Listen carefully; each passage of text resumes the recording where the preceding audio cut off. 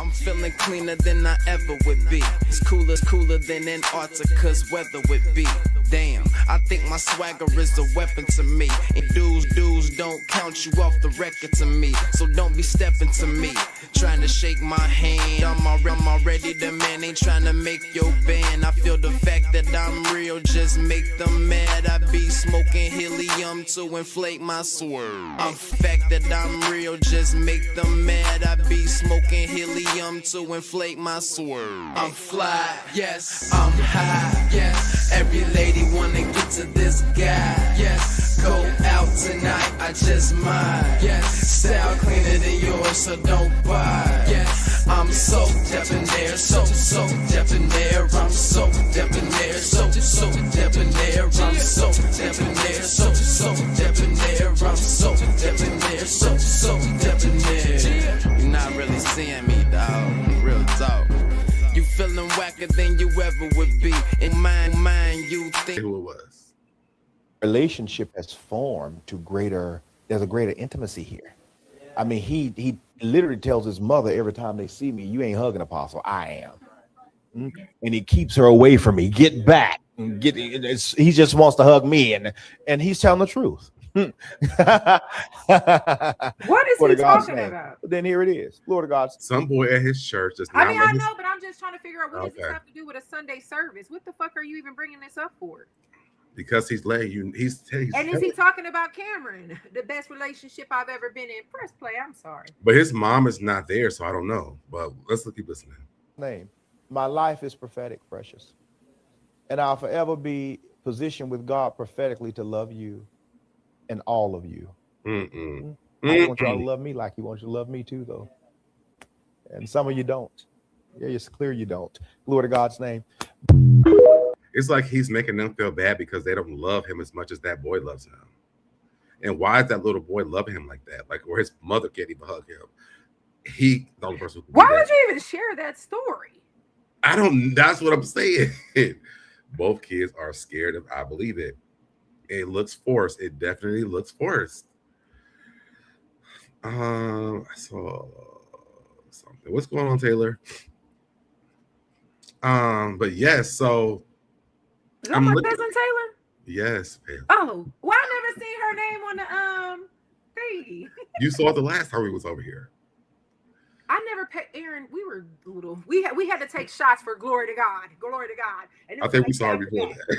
I was lost. Okay, it was like good, and then after that, there it is. Yeah, there it is. Okay, so just the way that he talks about these kids that are at his church, and I have heard. I don't think I had this on any of my things. I can talk about this right now. From what I've been hearing, he only has like 10 to 15 members. And they're calling this a call. 10 to 12. I think 10 to 15. Oh. I didn't want to give him any more than 12. That's why it's 10 to 15, anywhere in between, you know. Okay. But it's just weird that he thinks it's okay to talk about this. I keep seeing there's stuff that I pulled up and you can't find it anymore because they've taken it down. Because there was a video of the mother. She has two videos. One I still have, but the other one I don't have. I got to start downloading stuff before they take it down. But the way that he has relationship with these kids is really odd to me because what pastor, what adult would even take that as a thing of pride where your kid can't hug me and you can? You mean where your mom can hug you and the kid can? Mm-hmm. And to share that with the congregation is weird. Yeah, in front of the congregation, all 15, 12, 10 of them. Mm-hmm. But then you post it on social media so we can all see it. And then just like a narcissist, you want to flip it and say, yeah, y'all don't love me. Because you just want somebody to tell you, yes, we do. Yes, we do. Mm-hmm. No, we don't, McNutt. We don't love you. Those are all grooming tactics, by the way. Mm-hmm. All right. So the next thing that we didn't get to talk about the last time is that they were saying in that video that Junior was looking up pow-pows at school. So let's look at this. December 3rd, we've been going through hell with this one right here. But this is why we're live right now. Because when I die, the Lord of God's name, just a few days ago, he got sent home. No, he went in school suspension at school because you're at school doing what? Searching up guns. They were searching up. We don't talk like that. Looking up guns. Tell them everything. To shoot you. Up guns on the school computer. Sorry. He at school looking up guns on the school computer. But that's probably why, though, for real. Yeah, I'm sure it was. But I hope this is the same one where he said, oh no, that was another clip by himself, because he also said in this clip he was at school grabbing people. Mm-hmm. This is from the same live, but yeah, that happened. Yeah, like being inappropriate and stuff like that. So you doing all of this is how you know this man is lying. You're in school touching people inappropriately. You don't get suspended or expelled. You're in school looking up guns and you don't get suspended. You got to say pow pows. Oh, I'm sorry. Pow pow. Oh, pew pew. Sorry. So you're looking that up, but they don't suspend you or do any of those things. Never mind. Go ahead, press play. I'm going to show you. It's about to get very interesting. So then the school caught it, glory to God's name, and called his mother, glory to God's name. And so then he had to go in-school suspension then. And since then, there's been other things put in place, glory to God's name, to keep everybody safe, glory to God's name. Now, let me tell y'all something. Not only since December 3rd, we've been... Okay. Hold on. That was 4 glories to God. I'm about to keep a tally of how many times he say that. Well, he said 2 before that. I know that. All right. Well, then hold on. That's 6. Okay. All right. So he said this. Now, prior to this video, this was posted. Oh, hell no. Well, no wonder he's searching up guns. You was going to go buy him one. He wanted to see what kind he wanted. Yeah. And hold on, because I feel like... Oh, baby, you did your research. This not the one I was trying... Here it goes right here. He's showing him how to shoot a damn gun. Pow, pow, sorry.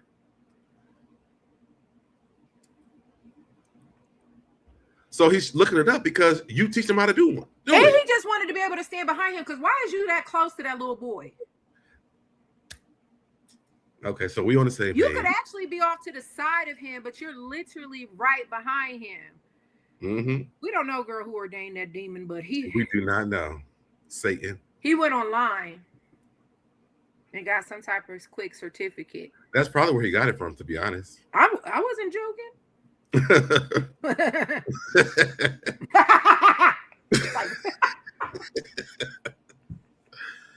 So then I seen this video of Cam. It's National Hugging Day. Now I haven't watched this. We're gonna watch this together because I haven't seen this one. You need to see a loctician. Good morning, everyone. See a dentist. And today is National Hugging Day. Stop playing. And so go outside and give someone a hug. Someone you don't know, someone you do know. Someone you meet in the grocery store. Say I love you. And imagine randomly walking to somebody at the grocery store, just randomly giving them a hug. Now here I do like on some we sometimes people be needing a hug. I will say and that's very true. But don't be random walking up to me giving me no damn hug. Right. And you a damn kid, I'm an adult.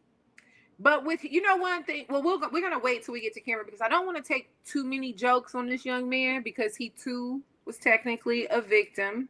However, well, we don't know that story yet, but we're gonna allegedly. Let's just watch because there's a lot I'm about to bring up. You're right. Glory to God. Glory to God's name. Glory to God's name. Yes. Give them a hug. Tell them that they are a trophy. We should build people every day. And we shouldn't be biased with our love. We should love everyone and build them every single day. You don't know what the person is going through. You do not know how their life is going. Your hug could change their life. It actually could change your life because they would want to understand why your random ass is doing this as a child, hugging random adults. As growing up, we was taught you don't meet adults like this. So, like for me, I would if he walked up to me and just gave me a damn hug, I would think something's wrong. Like even when I go to Prada, they have the moms give hugs thing, but they have a whole sign saying we're doing this, right? And you walk up to the moms and they give you a hug. It's not like I'm just walking up and giving you a hug. I'm like, what the fuck you on? Like I don't think that's safe for kids. Because what if he does it to like a PDF file? at the grocery store, like, and they're like, "Oh yeah, thank you for the hug." Grab him and take him home. I mean, you already with one, but I got another one. Right. Allegedly. That's all I'm saying. Like, don't be just. I don't feel like that's safe. Your love could bring them to Jesus. You could stop suicide. You could cure depression by just giving a hug and You saying think I he's love. asking for a hug too? That's sad. Okay. Maybe I don't know. I mean, from what we've been to watch, I mean, he's been getting on a lot of hugs, so I don't know. Okay. So inappropriate hugs. Today, give someone a hug. Give someone you don't know a hug. Why does it have to be somebody you don't know? Give your enemies a hug. No. And show love. No. Be the trophy. It could have been a good message, but I mean, because of what he's in, I just don't know if that's something I would be doing. Oh, obviously, trophy is not trophy. It's Tropheo Enterprises. Have you looked that up? No, I haven't. Give me one moment. All right, why you doing look that? At his shirt. Look at his shirt. Hold on. Let me figure. What is it spelled? TRO. Yeah, TRO. TRO. FEO. Is there like an apostrophe between? Is that an I? TROIE. Oh, no, it's an apostrophe. Okay. TRO. Is he the CEO? Yeah, he probably is. Click on that link. Can you click on that link when you just hovered over try? Oh yeah. Who knows? I don't know. Yep. Hold on. Here we go. Oh, these are all videos of him. Oh, wow. Okay. That's why he keeps talking about a trophy. Okay. Let's get into it. Good morning, everyone. I love you all, and it's Black History Month, and I want to encourage you all, be an entrepreneur. He got a booty chin. What's an entrepreneur? He has braces. Let him cook, Aaron. Okay. I'm gonna let him fry. I know everyone goes around talking about how there are systems in place and all of this stuff to stop Black people from getting ahead. But I'm telling you now, if you do it with God, you'll get ahead. No one can stop you. No one can stop you if you are moving with the voice of God and in His will. So be an entrepreneur. Entrepreneurship is God's will. And make sure what you're doing, right, is what God has called you to do. Be the entrepreneur God is what McNutt is doing, what God called him to do. McNutt called you to be. And you'll make it. And you will make it. We deserve wealth. We can reach wealth. We can have opulence. Nothing is stopping us. Really. No one is stopping you from being an entrepreneur but yourself. And so don't listen to what we're gonna dig into this later because there's a lot of videos. I need to find out what the actual messages is from that. He's got a clothing line, Cleary, for trophy, but he's spelling it differently. That probably made it for him. Tropheo. So what does it stand for? Travaris really over here fucking everybody over. What?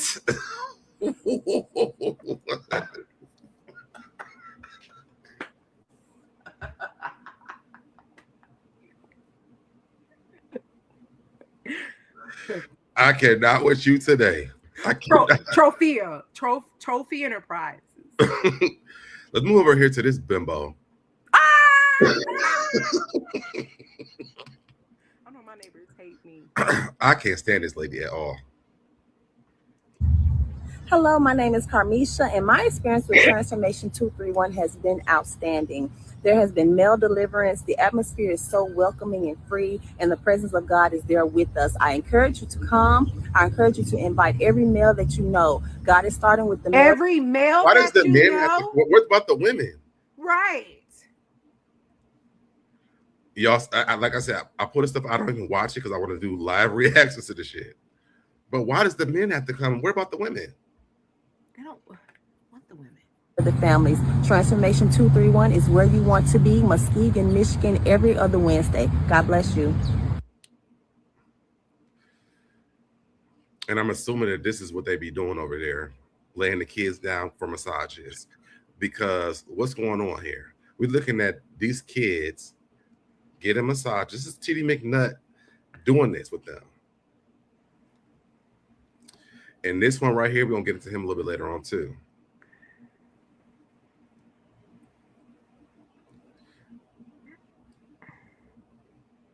Okay. So these are the things that he does with them. They get their eyebrows arched. They get their heads and their feet done. They're getting massages with this grown-ass man who don't get none of this shit done. Wow. All right, so let's get into the first interview. So this person, her name is here with me today, man. Hold on, I mean, you're supposed to start when I look it up here.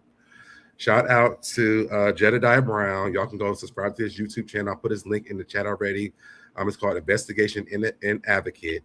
But he interviewed, this is Cameron's mother. Are you talking to somebody on the phone? Hold on. You can't. Is my mic on? Yes, we can hear you.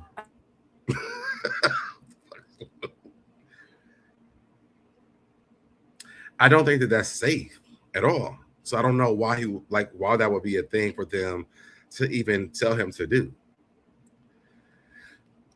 And while Pam is on the phone, I'm gonna wait because I want her to hear the video. So far, y'all, these are things that have been red flags to me, because I don't understand, one, why we're giving random hugs to adults and only men can come to the church, and the whole pow pow thing. If you're saying he's looking at pow pows, well, then why are you taking him to a gun range? And he's only maybe 15 or 16 at this point. Like, what's going on here? I don't understand that. And if this was a complaint from the school, well, then you should have told the school that you take him to the gun range. That part to me doesn't make any sense. Pray for the enemy. I don't think that any of that makes any sense to me. So Thank you for having me. Let me go back to this. Nikita is the mother of. Sorry, gang. You are the ex. So again, this is Cam's dad was married to her, and then she found out. She's going to tell the story in this, but she found out that she went to jail for like 2 years. In the midst of that, her husband had a baby, which was Cam. So this is the story that she's getting ready to tell, and what happened with her daughter. Wife of Craig Johnson, correct? I am. Yes. And you are a current member of Mr. McNutt's church. I am. And see, that part is already a red flag for a lot of people who've been watching this, is the fact that she was a member of this church. Right. She gets into it more, but it never ever starts to make sense. So I'm just letting you know that now. Okay.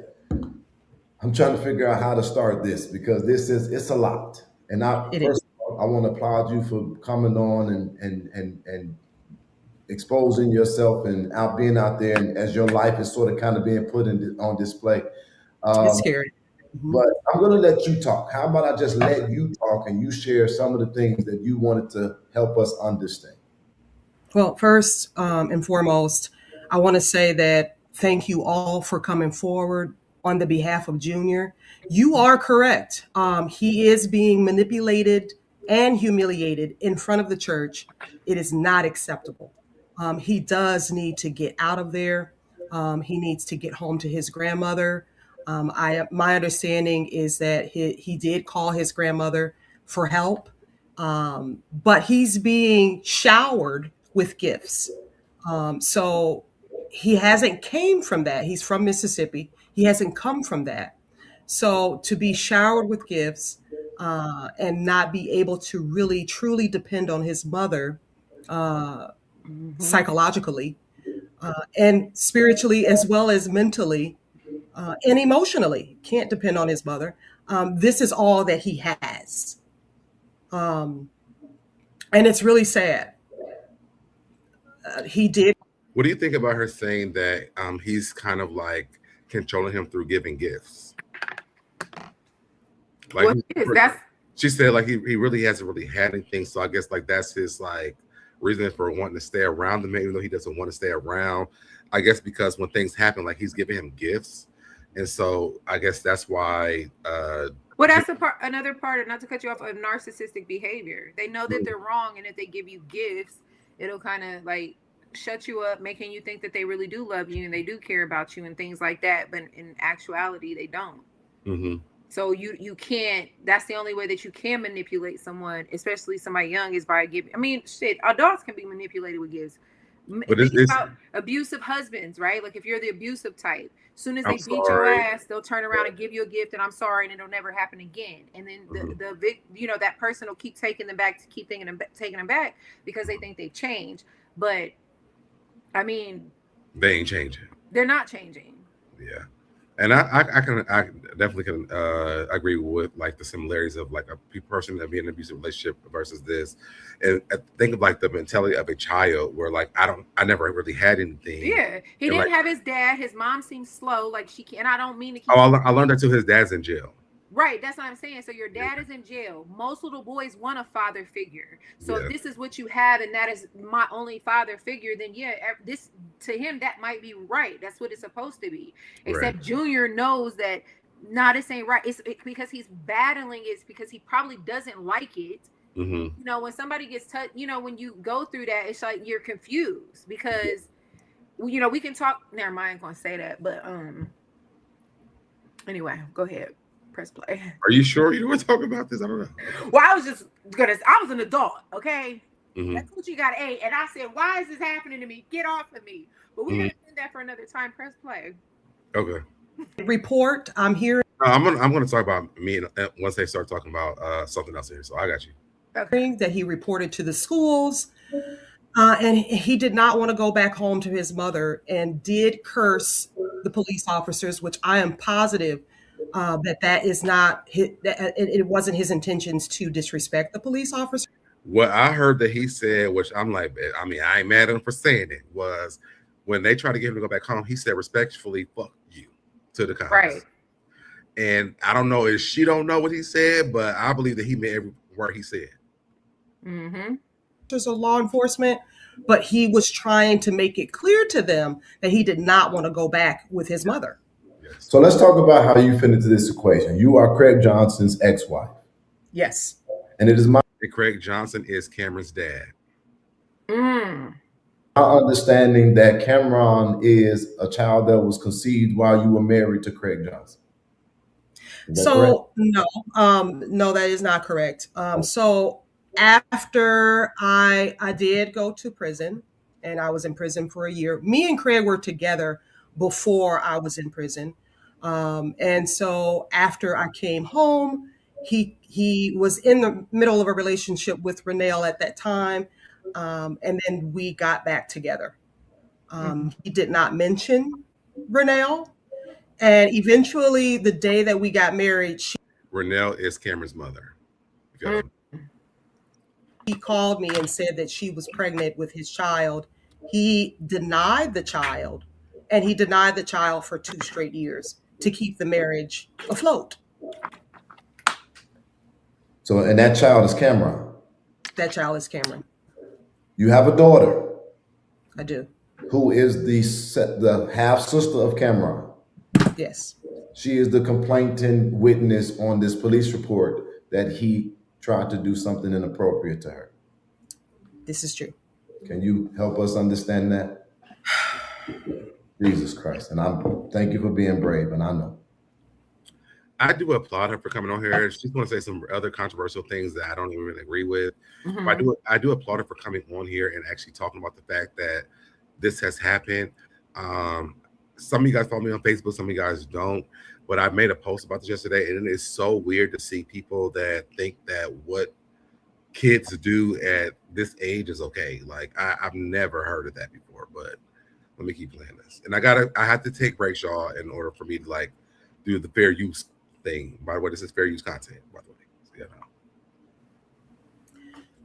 So yes, he did. He touched my daughter. The first time I caught him, his dad would pick him up after the 2 years of denying this child. I didn't even catch it. She said the first time. child. Eventually, they did a blood test and found out that it was his child.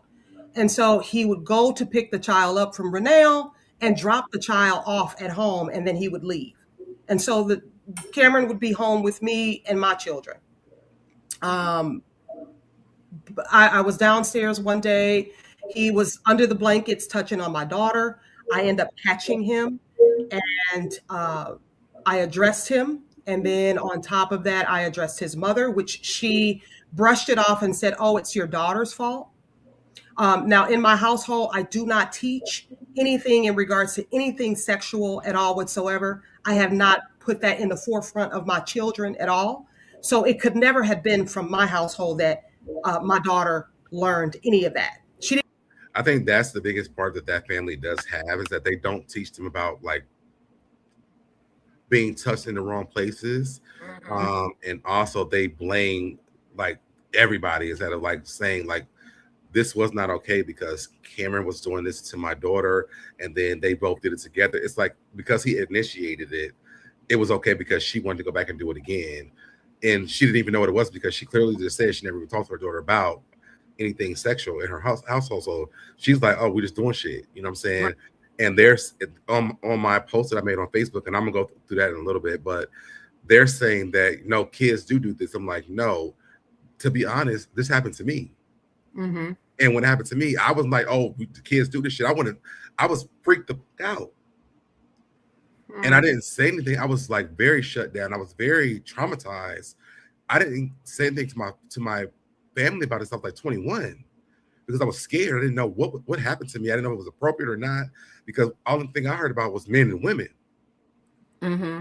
I never even knew about like men doing this other men or boys or whatever. And then you come from a 2-parent household, so you definitely didn't probably see that at home. There was never a conversation that we had. It was like, you know, no one, I'm thinking like adults, not like kids or anything like that. I'm just thinking like, no one should be touching you in these places. But then like when my family member was doing it to me, I knew it was wrong, but then I was also told if I said anything, that I would lose my family.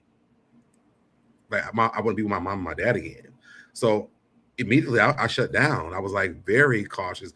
I mean, I didn't even know how to even say anything, because I thought if I would say something, I'll be in children's services. Mm-hmm. That's what I was told. So I just want to put that out there. And I'm going to go through a little bit of my stuff as we listen to more of this stuff, because a lot of these same things happen to me. But I wasn't going like engaging in it. I was just like still and stiff and like petrified. I wasn't like, oh, well, let me kiss you back. Let me do other things with you too. Like, it wasn't none of that. Did you ever have a time where you would like, well, we'll pin that. That's getting way too deep. Let's focus. What do you want to ask me? It's about you personally, but I think we should just wait and talk about that another time too, truly. Okay. You know what I'm saying? It's just, yeah. Well, I came to talk about it, so just so you know. Huh? I wanted to do this because I do. I know, but the way that me and you talk, we'll literally we'll just forget all about this, and I'm just trying to stay on topic, because we be all over the place. Okay. Didn't even know about kissing, not along anything touching her body. So at my house, it just started off with touching. But then I would let my children go over to the grandmother's house, Craig's mother, Cynthia Johnson. Damn, she dropping and everything. She also would have Cameron over there. As she should. Because Cynthia Johnson can't watch my motherfucking kids. As well as a few other children. And it went even further at her house. And so I also told her about that incident, and she said, oh, that's just normal. That's what kids do. So I found myself in the middle of adults that did not care about these children being molested by this young man. Excuse me, Miss Nikita. Again, I and the man's voice y'all hear is Jedediah, by the way. Mm-hmm. I work with a sophisticated set of tools and a team. It is my understanding that even right now that you are receiving threats. Yes. Who's threatening you? Craig Johnson. Craig Johnson is threatening you right now? Yeah. Which is Cameron's dad. Wow. Well, not at this very second, but just maybe not even 15 minutes ago. He sent a message and my daughter voice recorded it. of all of what he was saying basically about me and to you. So yeah. Why would Craig Johnson be threatening you when the focus is Mr. McNutt? Why would he threaten you? Because McNutt is claiming that he owns 500 properties. He's claiming that he has a lot of money. Well, he's showing that he has a lot of money. And so Craig Johnson thinks that TD McNutt will give him some property so that he can have a barbershop. I think that he's leeching, to be honest with you. And so he's looking for some money and he's looking for a handout from TD McNutt, basically. And if you guys think about this, I know a lot of you guys haven't read the book with Rashana from the R. Kelly story, the girl who he peed on. She talks about the same thing with her parents, as how R. Kelly had bought her mom a shoe store, and her dad was working for him as like a guitarist or something like that. So they groom the parents first, and then they get to the kids. So what he did was, because I think she says later on in this is that he wasn't even okay with Cameron going down and staying with McNutt. And they had to talk him into doing it, and maybe what he was trying to promise him, he never came through with it. But she's already given a lot of signs. He has a lot of money. He was going to buy him a business, and this is the same thing that R. Kelly did with that girl, Rashana. And I like to like do the parallels because so it makes more sense. Okay. First of all, pause. It's a lot of people who have come in. If you go to investigate, letter N, advocate on YouTube, you'll be able to see this courageous and brave and beautiful mother of some of the accusers against this situation. This will all begin to make sense in a minute. It is on YouTube at investigate, letter N, advocate as the page. First of all, again, thank you for that. I am aware of that. I want you to know that today the general public is aware, and I'm not the typical advocate, and I'll put this on the record. He actually really is not. He actually does this for a lot of different cases. He's a really great advocate to have if you're going through something like this situation or any other situation. He's a great person to have on your side. So just so you know, I'm actually thinking about cutting them for the shit that's going on in Midland. So. Ooh. What about wrongful terminations? Huh? I don't think he does that. I think he does more of like these type of situations. Oh, okay. This motherfucking nation with Craig Johnson's face, if he does anything or attempt to do anything to bring any harm to you or your family. Because I also understand that in your marriage, he was an abusive man. He was. He was also verbally abusive and physically. Physically abusive? Would that be to you and your children?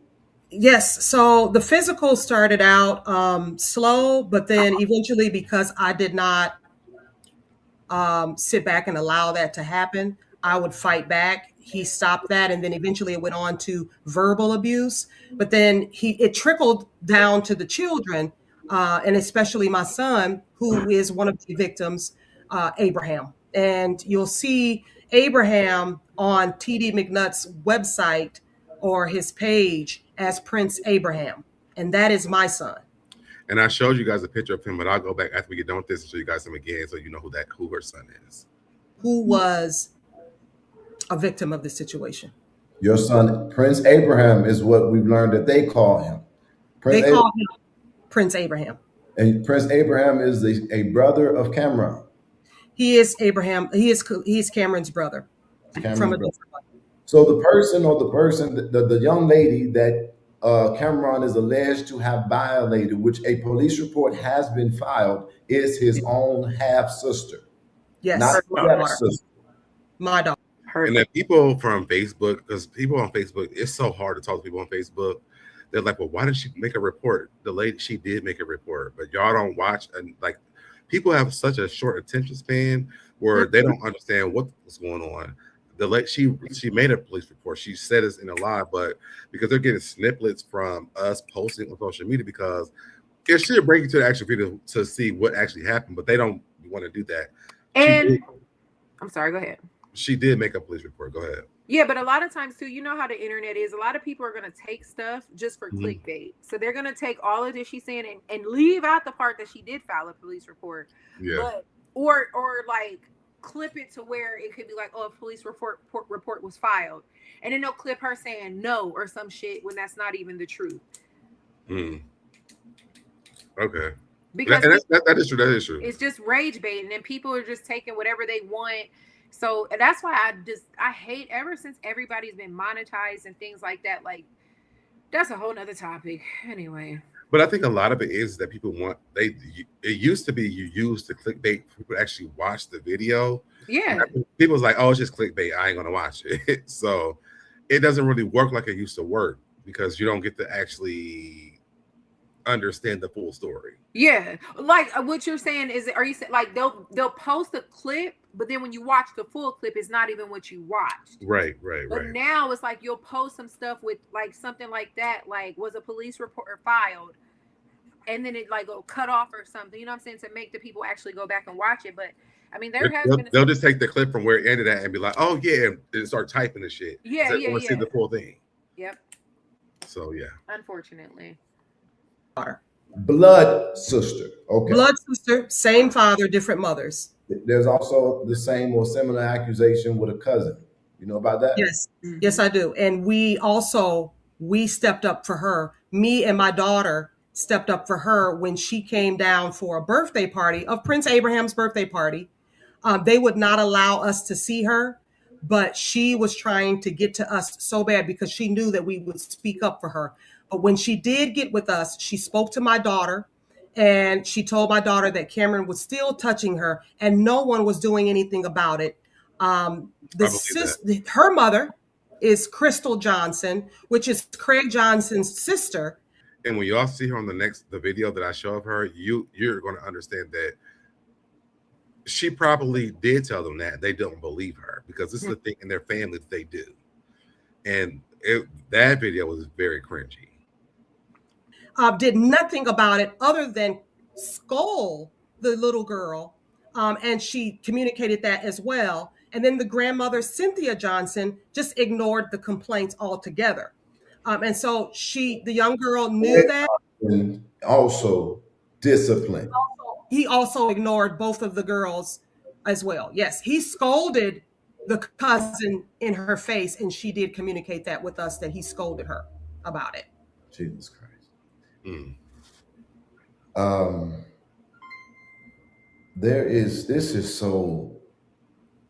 This is first of all, again, thank you for helping me confirm things that we have gotten or ascertained, and even talking with me and being so bold to come on live and share honest publicly.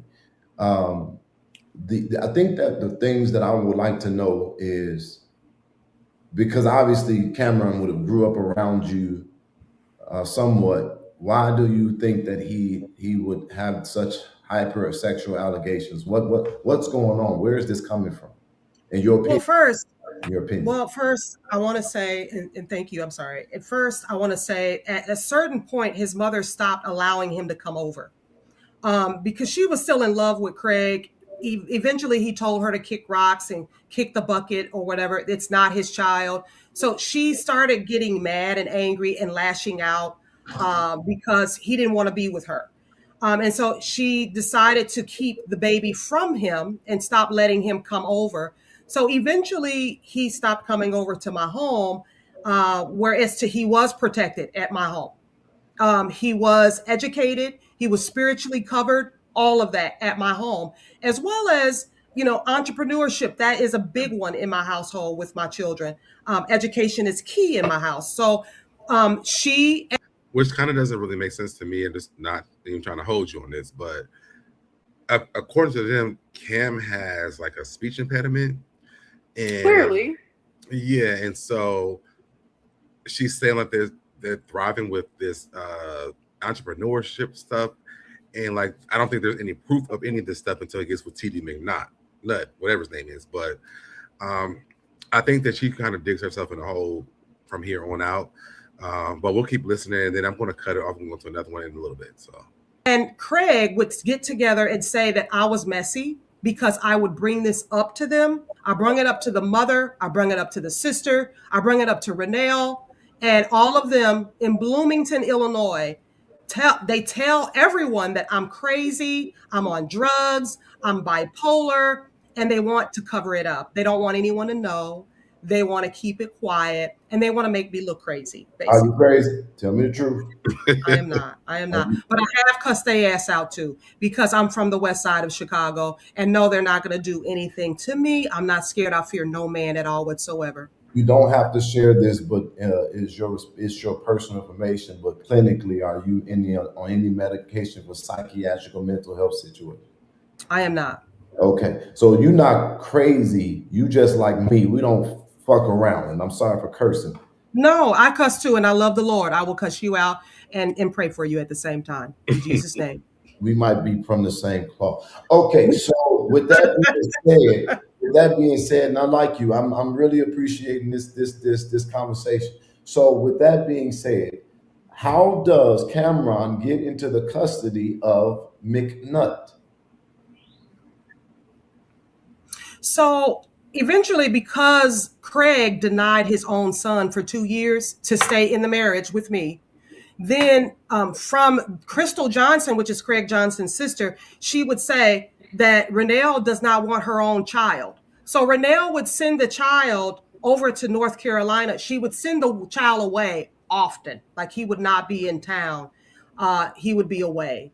And so eventually she sent him to TD McNutt, because when we made the report of him abusing my daughter or sexually assaulting my daughter, detectives asked me, they said, do you want him locked up, or what is it that you want to do with this situation? I told the detectives that I want him to get counseling, because I know that his household was not a proper household. The grandmother, Cynthia Johnson, she definitely wasn't the proper household as well. And so I wanted him to get away from those people. So I told the detective that's what I wanted. So from there, I believe that the detective communicated that they wanted Cameron in some type of counseling.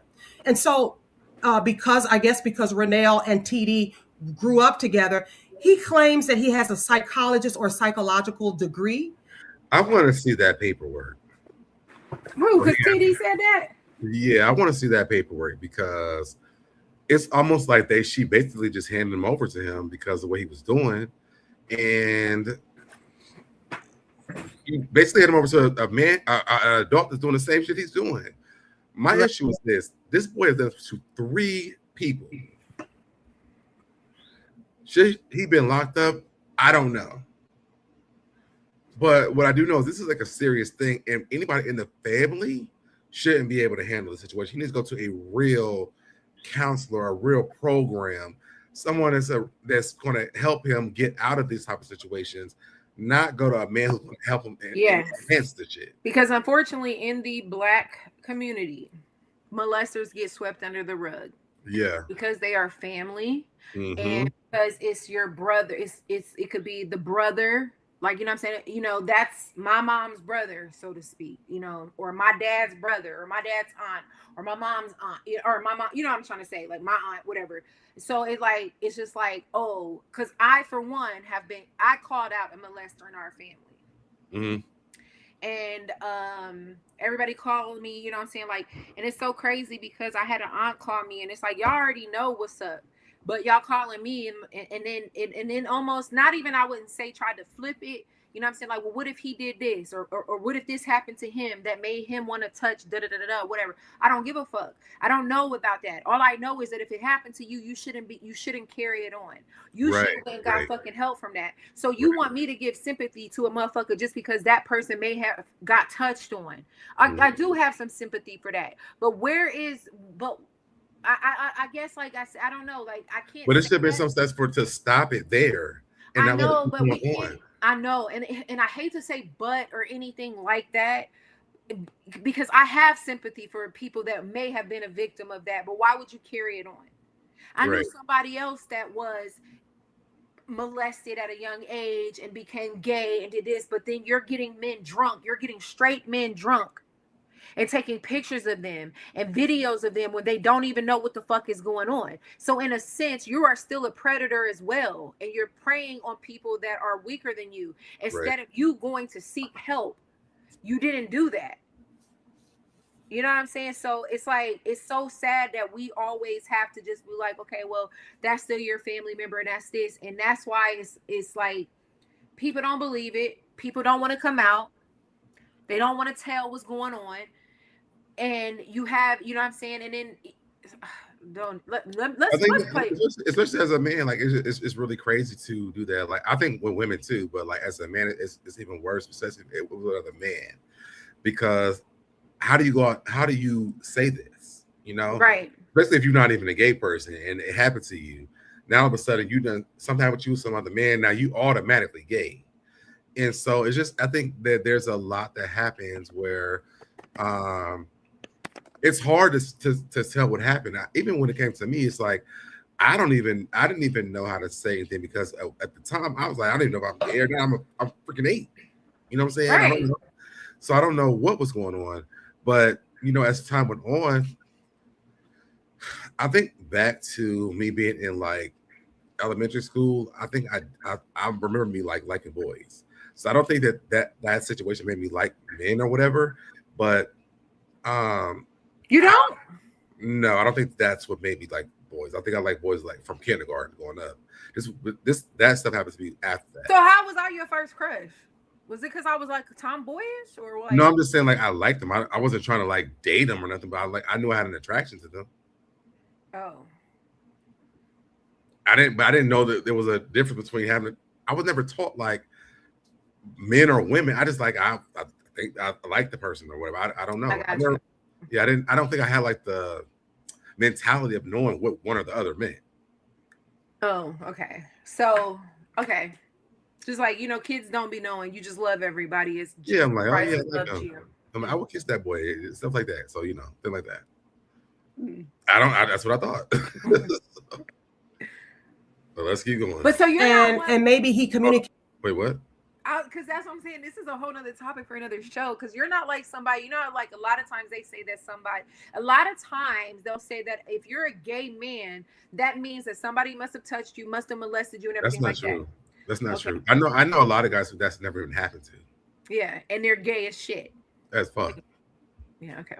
Yeah, I know a lot of guys that they never have experienced that, and that's why when people are associating this man with being gay, I'm like, you can't do that, because a predator is not the same as a gay person or a heterosexual person.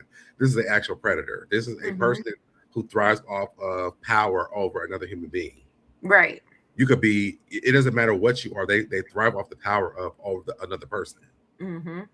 So, yeah. That with the detectives that he is a psychologist. And so that is the reason I thought that he was placed with TD McNutt to get some help and to get counseling. It's from what I understood. If that answers the question. Cameron. Okay. That man keep calling that boy Cameron. She keeps on saying Cameron. Cameron. It's not Cameron, it's Cameron.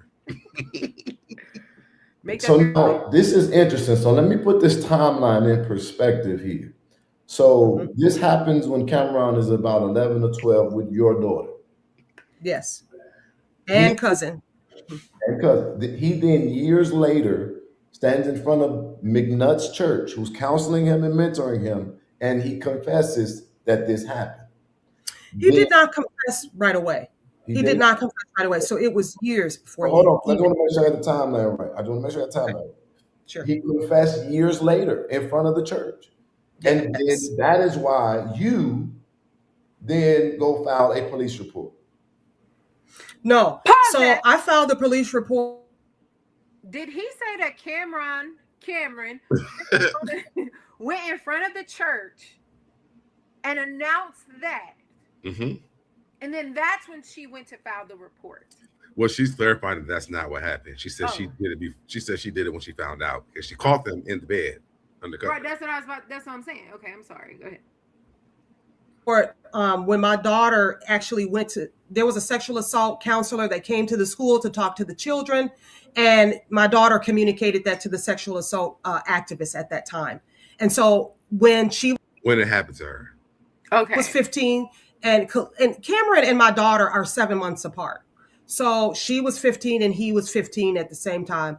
And so she communicated that. We had DCFS police reports, and then So you have. So this is what you're saying about when she's about to go, like, because how's your daughter at 15 years old? You have never spoken to her about sex or people or nothing? I gotta go back and watch it again because I don't even remember. I just know that there was an 8-year-old, 11-year-old, and a 15-year-old. Okay, but if her daughter and Cameron are 7 months apart, I guess we got to figure out what age did it actually happen. I think they were 11 at the time, from what I heard. Okay, we'll just. I don't. Because so the other people we'll listen to, I think they have a daughter who was 11 when Cameron was 11. They also have an 8-year-old daughter, and then her daughter was 15. So there we go. That's from what I'm understanding. Okay. The other people that we're going to watch later on, well, you probably won't be here, but their daughter was 11, Cameron was 11, and they had a daughter who was 8 years old. He did this too. So Cameron went through like 8, 11, and 15, three different age range. I think that maybe her daughter and Cameron, they are the same age because she said 7 months apart. The other, his aunt's oldest daughter was the same age as him. And then he also to their 8-year-old daughter. Probably about a couple of months later, he was shipped down to TD McNutt. Years later, he ended up, I'm going to say no, about a couple of months later, TD McNutt ended up having him to apologize to my daughter. And then just not even last year is when he stood up in front of the church and admitted to the church that he sexually assaulted my daughter. But what he said was that it was incest. And so incest meaning that it was, it was incest meaning that it was a. And she can't even hear what he's saying, but he keeps on saying mutual and she doesn't. She can't hear it because she keeps talking. What is the word I'm looking for, Lord? Mutual. That it was agreed and it was not agreed upon. And so that was one thing. I was proud of him for coming forward. I wouldn't be proud of him for coming forward, baby. What the fuck was going on? Right. Like, I'm not proud of for you with my daughter. I'm trying to figure out where I'm going to bury your ass at this point. I teach my daughter forgiveness, so she had already forgiven him. I'm not teaching my kid no forgiveness. Well, then you didn't teach your daughter the right thing, because if it wasn't right, I don't forgive her. I got fucking. She didn't even teach her daughter about sex. So you didn't teach your daughter about sex. You didn't teach her about anything. But you taught her about forgiveness. But you didn't teach your daughter how to protect herself, like as a little girl, like as a girl. Like my parent, like I think for me, I'll say this: there were times that I could have been molested. But I think that the fact that I was looking at this person in the eye, like we knew, like I knew. And when somebody is typing the words dick and pussy on a little computer that my dad got me, I knew then, like, what are you doing? Like you're supposed to be my uncle. That's what I was taught. So what are we doing right now? And I know that everybody is not raised like that.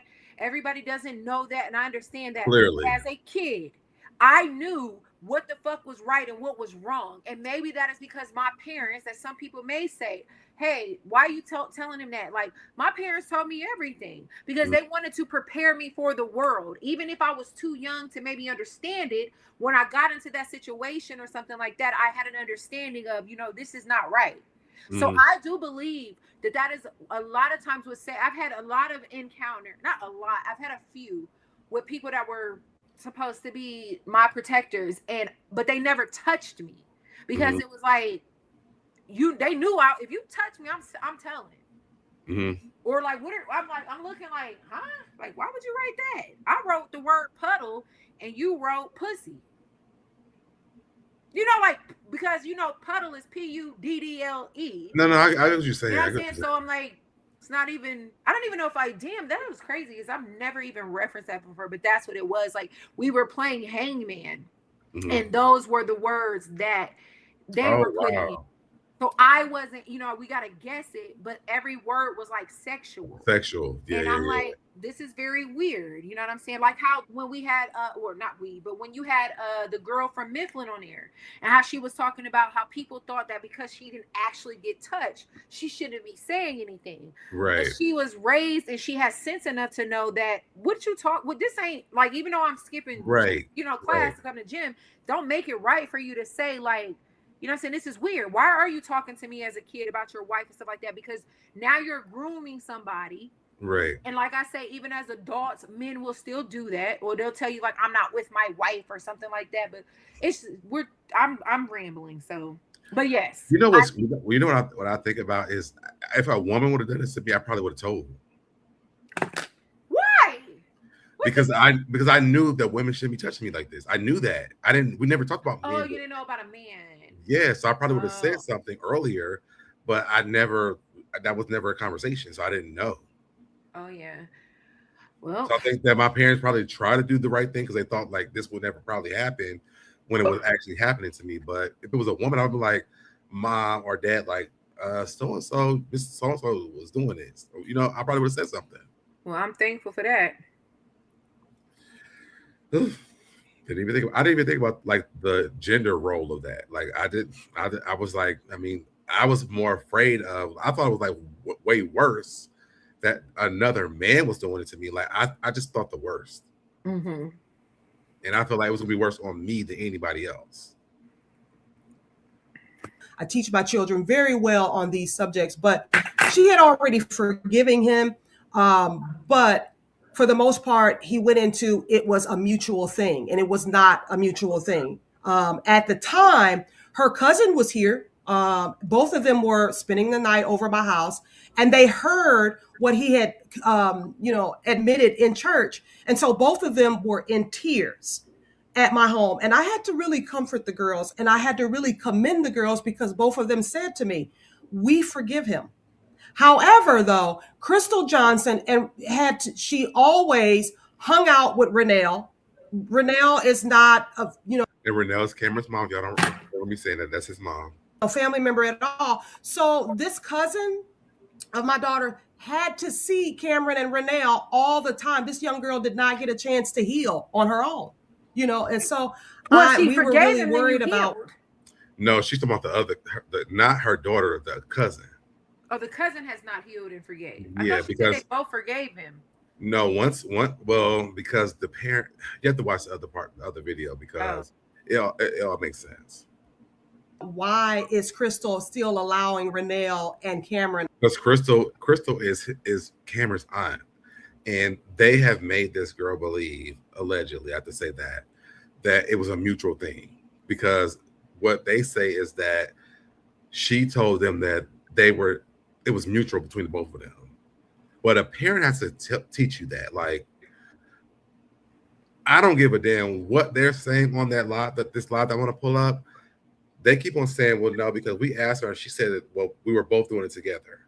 You know what's so sad, as the person who was essayed, literally went through the court DNA evidence and everything, not know allegedly this shit really happened to me. I remember you telling me this. They literally will ask you, are you sure you didn't consent to it? Mm-hmm. Are you sure you didn't want it? Hey, think about it. We get drunk all the time.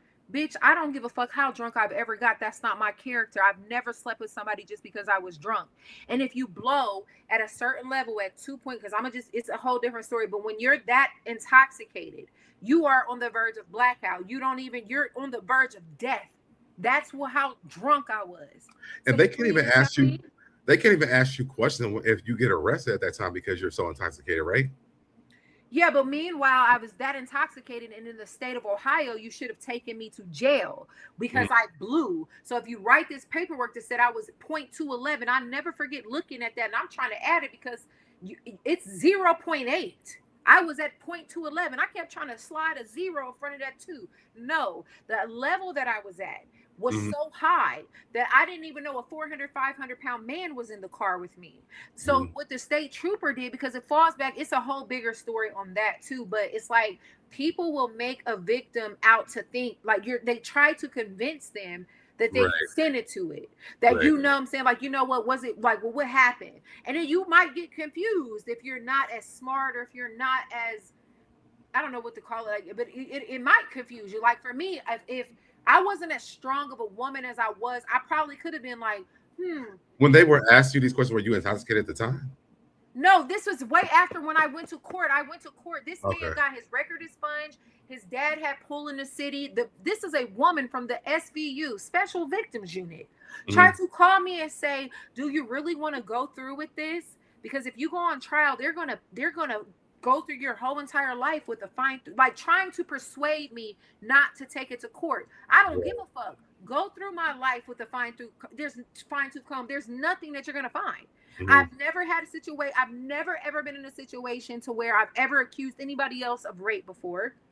This is not an accusation. This is the truth. You can't say the R word. Oh, I'm sorry. You already said it, but I mean, next time you just got to say it. Raggedy bastard who took from me when I was under the influence, and I wanted to come after that state truth. But see, here we go, Aaron. Let's focus. But no, I mean, I think this is a good conversation to have while we're talking about this. Oh yeah, because it makes sense because people are just undermining this entire situation where this happened to this. This is a kid that's not even an adult, right? And he's doing these things. The family's like, oh, they're just kids. They're doing shit. No, that's not true. First of all, y'all are all not doing your job as adults, parents, whatever you are in this family, because why are you not teaching these kids that this is inappropriate?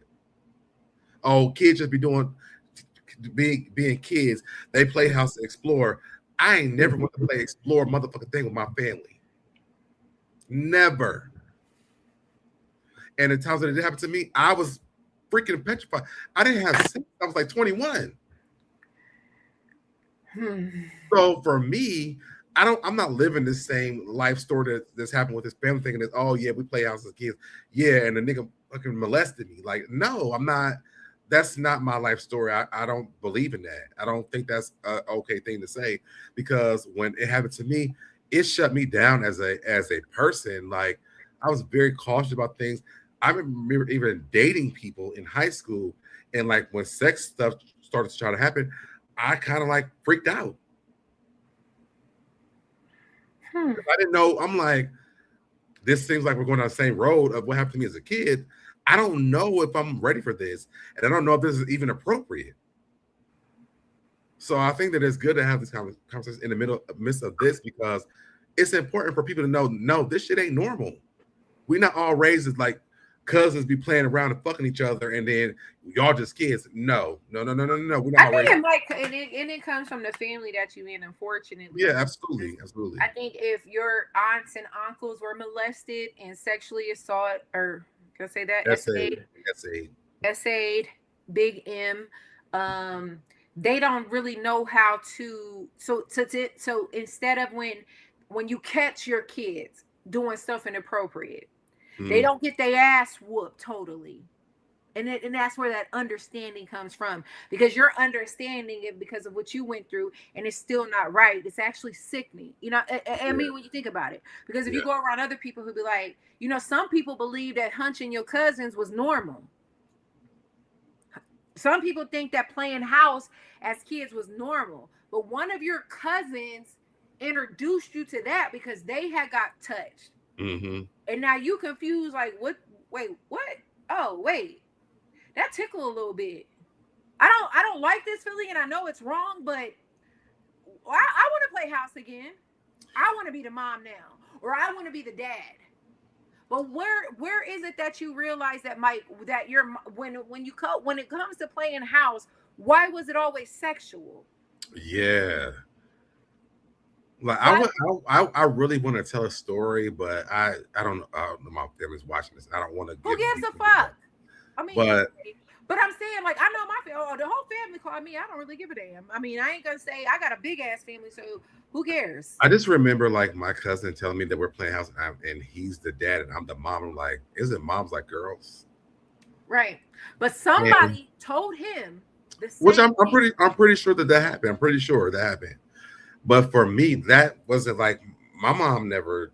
I don't think she ever experienced. To my knowledge, I don't know that my dad. I don't think that either. But it was just weird because it was like kids in the room, and I'm doing inappropriate stuff. I need the blankets. Have you ever asked your parents if they've ever experienced that? Yeah, we've talked about it. Because you'd be surprised that some people's parents, some parents have. And then I think that if I would have said something earlier, we would have had a conversation about it more. I wish that because of those things that may have happened in my family with other family members, that was a conversation that we also had as well, but we didn't have it. And I don't know if I'm the only person it happened to or whatever, but I know it happened to me, and it made me so afraid of having sex and relationships. Like I really do, like, even when you think about Mike, like the way that me and Mike got together was so random and crazy because I didn't want to have one. I was dating like Ashley for a very long time. I'm sorry for saying all these names and stuff, but she ain't watching, so who cares? But you know how many Ashleys it is in the world? Yeah, but I dated her for a very long time. And I think when we started dating, like, I was like, I'm doing it because I'm supposed to. Not because that's really what I wanted. And again, I never really thought about the fact, and I thought about this like after I really came out, like I knew I liked boys before I even like this stuff happened to me.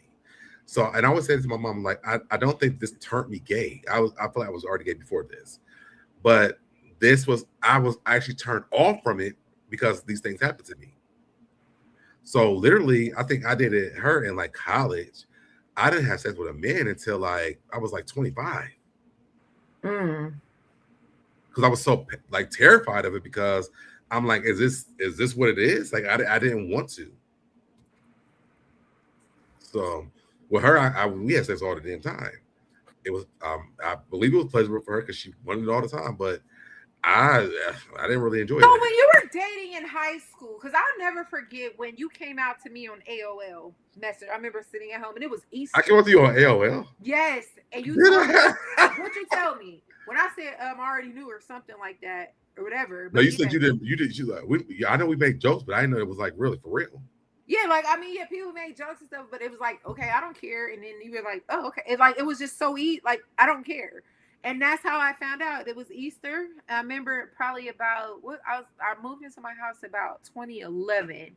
Moved into my house May of 2011. I was staying with Miss Hillman. So it was like 2009, 2010 that you told me. Okay, me and Mike got together in 09. Yeah, so it was around that time, and you just came out like, okay, like, all well, right. That was the thing. So when I always told myself, I said, if I ever date a man, I'm just gonna tell people that I'm gay. Like I'm just gonna let it go because I'm free at this point, right? Yeah. People already started coming to me, asked me about it, and so I was like, well, let me just be honest because I'm actually dating a man at this point. And I when I tell you, and I always say this, my homegirl, who's my godson's mother, I always heard this. I said, you know what? I've never experienced love like I experienced with a man versus a woman. Like I loved Ashley, I did, but the capacity of love that I had for Mike was way different. It was very different. What's going on, Shannon? Good afternoon, y'all. And I've never had these experiences. Thank the Lord. Only child, one uncle, and my dad crazy about me. Healing blessings, and to all affected. Girl. And my daddy crazy about me, but it didn't. Like that's what I'm saying about me. When I was at SAID, I'm not a girl that went into places and wore certain things. Not that this is not to say that you cannot wear what you want as a woman, because you can and you should be able to. However, if you walk outside with your pussy hanging out or your ass hanging out, I don't see what type of attention you're seeking doing that. But me, I was fully dressed, winter coat, jeans, and everything like that, and it does not matter. And my dad did not even let us, like when I was a little girl. Because Pam is a thug out here in these streets, if y'all don't know. If you didn't know, the fuck? Seriously though, I mean, and but I'm still a woman, but I have had to, especially after that happened to me, like and I it's not to say that I don't like it, but it literally has changed me to the point where I already didn't used to like getting dressed up because I didn't like the attention that it would bring. And then that happens, and now I don't get dressed up at all. I moved to Atlanta, and they think I'm a stud and I'm gay. Like, period. I'm mad. We went out the other day, and Pam was on in a sweatsuit. Okay. And I was like, I don't know if you caught what I even said to you. Obviously not. Go ahead. You was like, yeah, because I had to get dressed already. I'm like, are you gonna go get dressed? But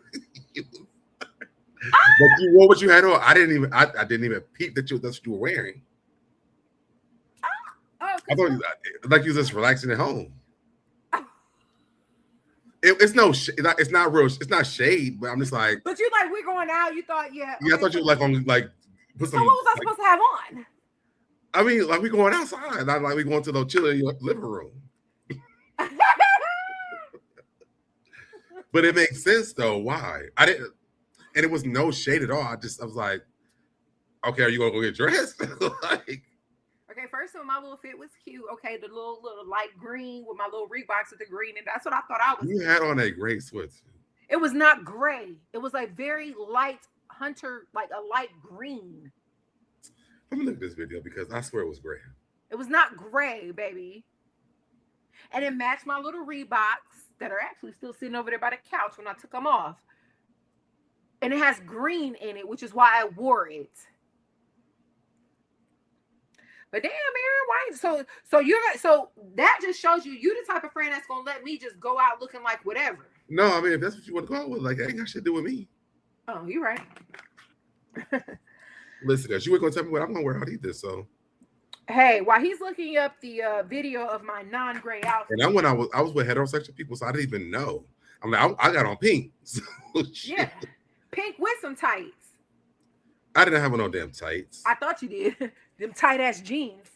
Anywho,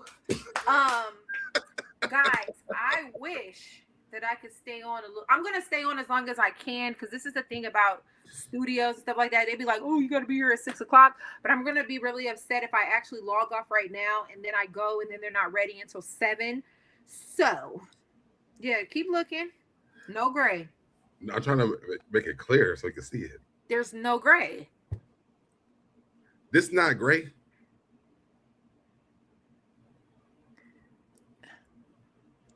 No, your jacket doesn't even look pink. Yes, it does look pink. Either way, I thought I didn't. But either way, basically, I could have put my sweats on too. Shit, I didn't even know. Yeah, I wasn't trying. I don't be liking that attention, so I'm not trying to like go out and get that or whatever. But I also want to dress up. I also want to be like. I think you should.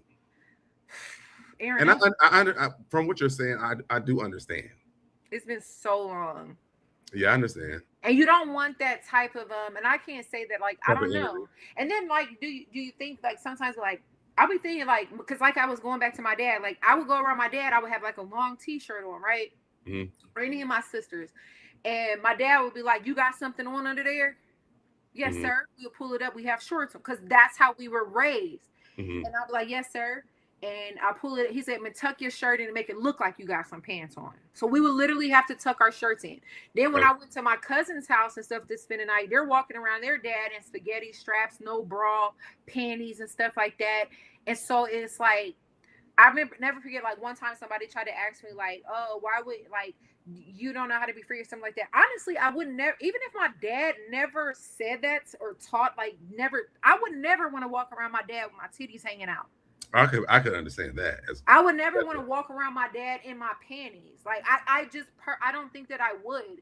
So what's weird to other, like I thought that was weird. They thought my dad was weird because he always wanted to make sure, even, we grew up around boys. Mm-hmm. We always grew up around, I lived on Middlehurst. I was like it was me, but I was the main girl, my sisters on that street. We grew up in a neighborhood of all boys.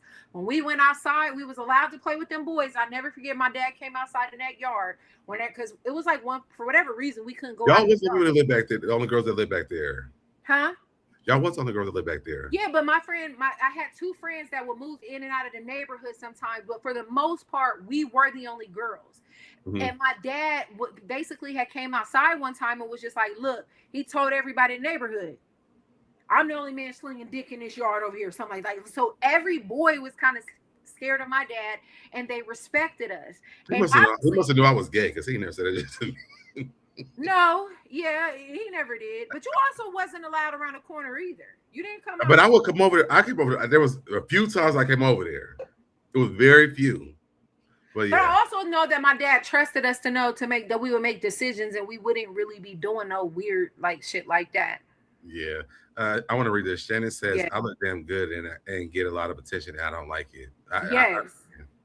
And she also said that's how I am about dressing up as well. Yeah. I put that up before you talking. Oh, my bad. But yeah, and that's so unfortunate because you do sometimes I'll be wanting to get dressed up. Like even that night, promise, right hand of God, right? My home, Darren hit me up from North Carolina. I was like, you know what? I'm gonna get dressed. I'm gonna dress up this time. I'm gonna come fine. Man, every time it's time to go somewhere, I'm like, you know what? You gonna get what you get. This flat ass and all, okay? And it is flat, Jordan.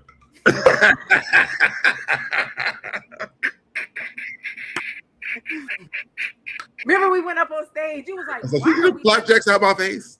I said, please just walk behind me because I don't want anybody up here to see my ass flat. Oh, yeah. And you thought I was so serious telling you something so important. She was like, I was like, you was like, what, huh? I was like, that's all the fuck you want. And I'm walking. I walked him to this. I said, hey, just walk behind me because first of all, we went to R&B bingo, which was very fun, even though we were very late. But we will be at the next one. Are they going to have that again soon? Probably not in Atlanta. They'd be traveling everywhere else. But if they have it in South Carolina or North Carolina, we could definitely just drive down there and go to the show. I want to go to it again.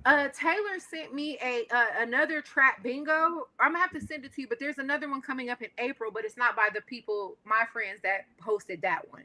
Okay. It's a whole different one, and it looks very huge. But nonetheless, yes, Aaron was my. Hey, let me tell you something. Keep on walking with me. She's like, hey, I was hiding a flat ass. Like it was nothing even to hide.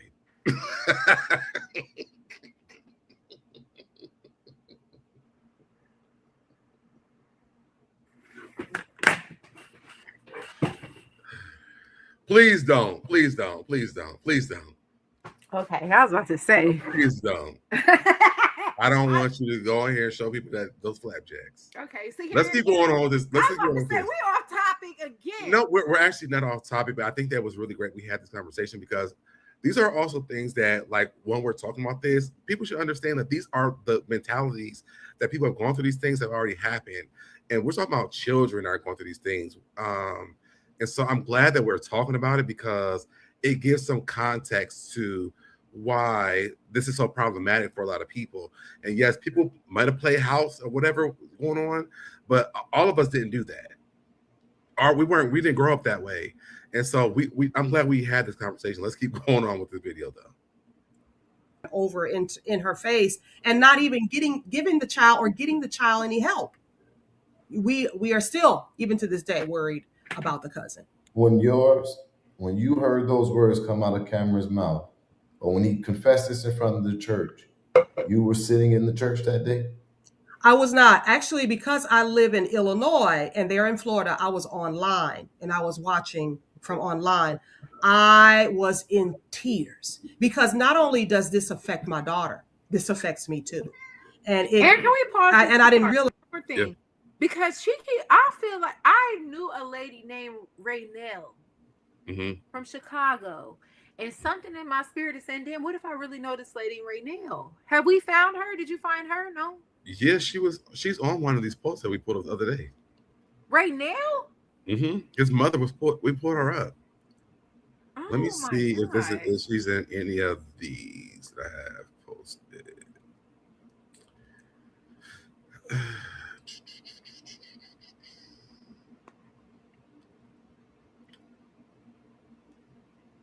I think I pulled up her. She dark skinned? Not. I want to call her dark skinned. Oh, never mind. It ain't the right now. I know. She's not far. It's like a brown, like a Egyptian color. And maybe because of the lighting. If I could find it, I'll pull it up. How deeply it affected me that he abused my daughter. You know, I took them over to their grandmother's house in trusting that their grandmother, their blood grandmother, would protect them. And she did not. And so that leaves me in a position to feel like I didn't even protect my own child, allowing the grandmother to have access to my daughter, and then allowing this to happen over at grandmother's house. I was just. What's happening with the audio? I don't know. I don't know if that's a part of this or whatever. Call me crazy because I did cuss their ass out about all of this. And, they still don't like me to this day because of all of this. And it's unfair to me that they would make me seem and they really don't like her sisters. Like I'm a crazy person because I address the disgusting things that they have done to my children. Oh, this ain't it. It's more to it. It is a lot. It's a lot. I'm literally overwhelmed to actually hear this coming from a witness or an actual person. But you did the right thing and filed the report, and then now, right after, give me the thumbs up when you got to go.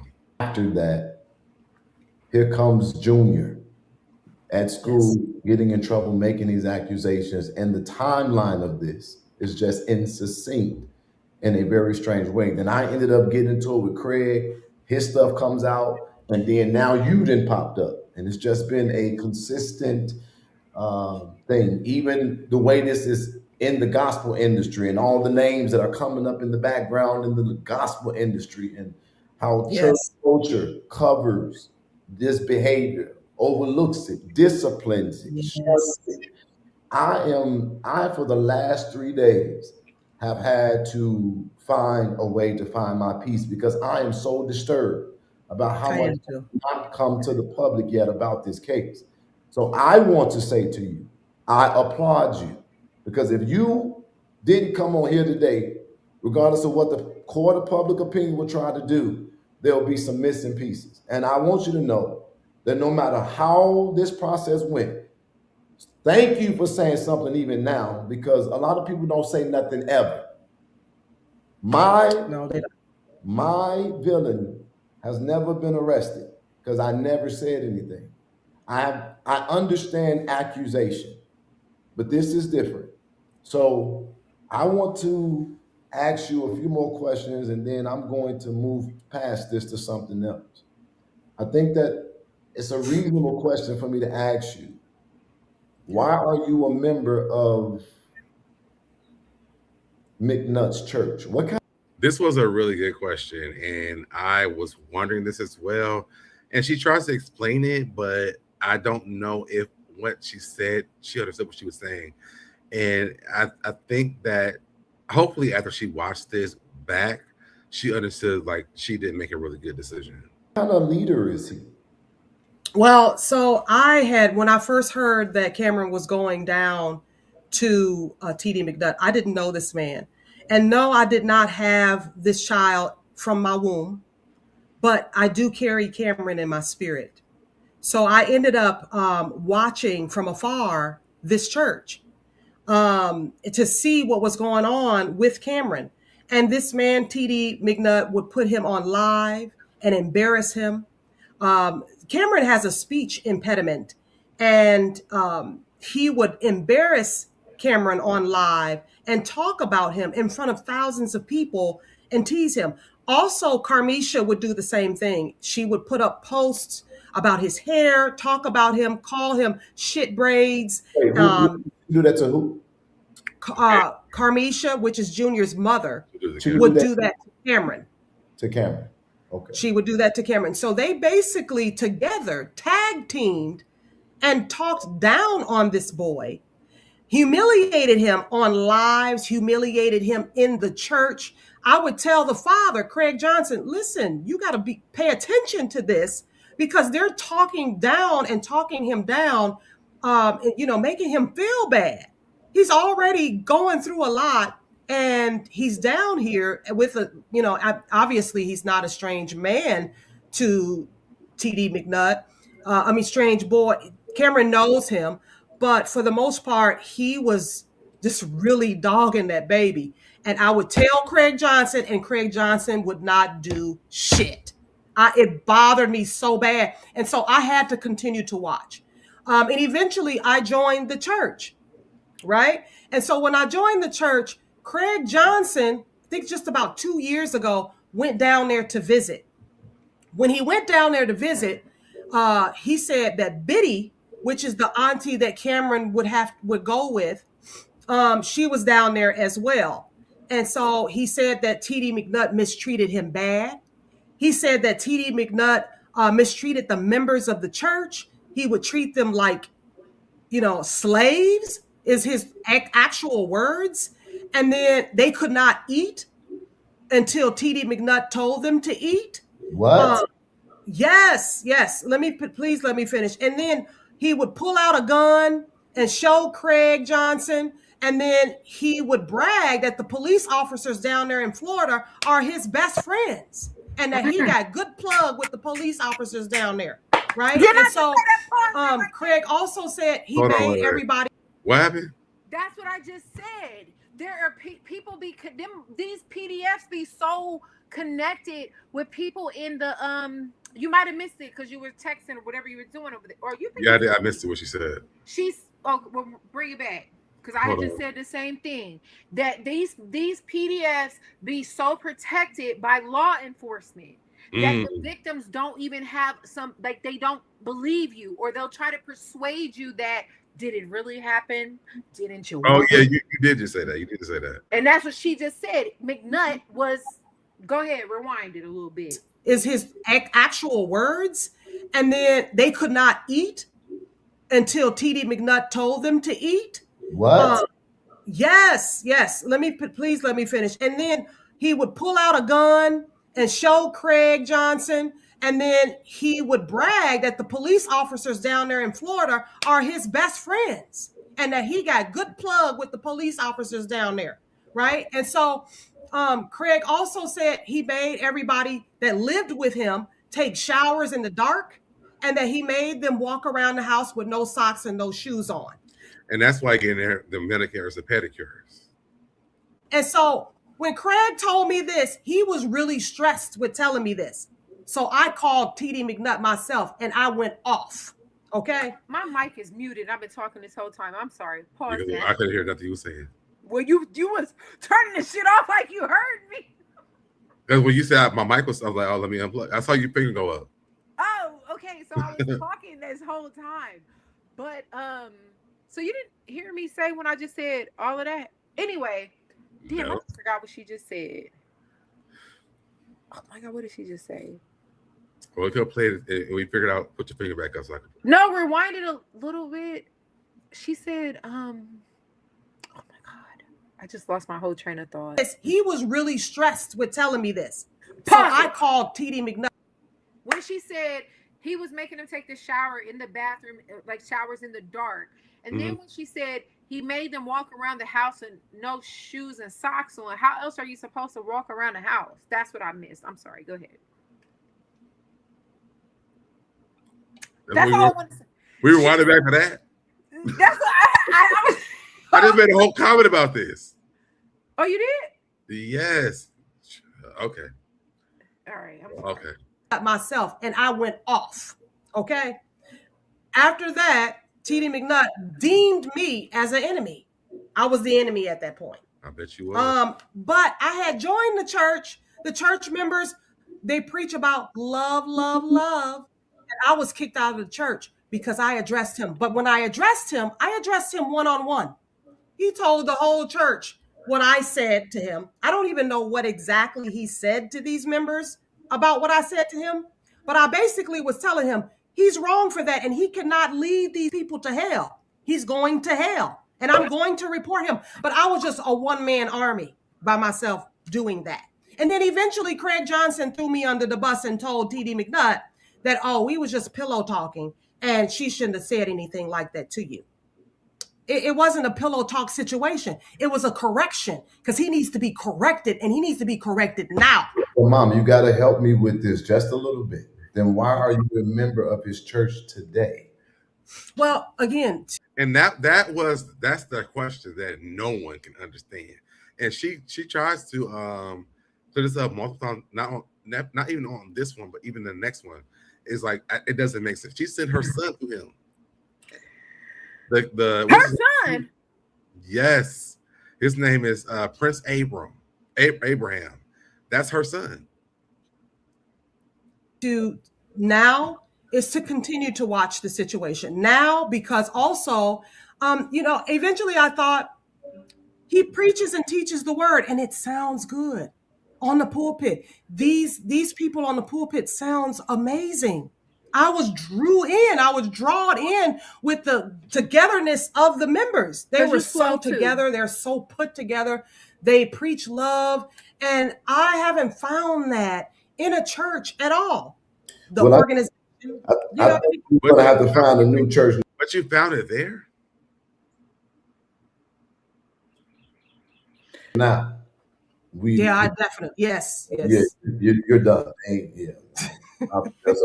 I'm done now for sure. They kicked me out last time, so yeah, I'm sorry. I don't even got no good churches to recommend you to.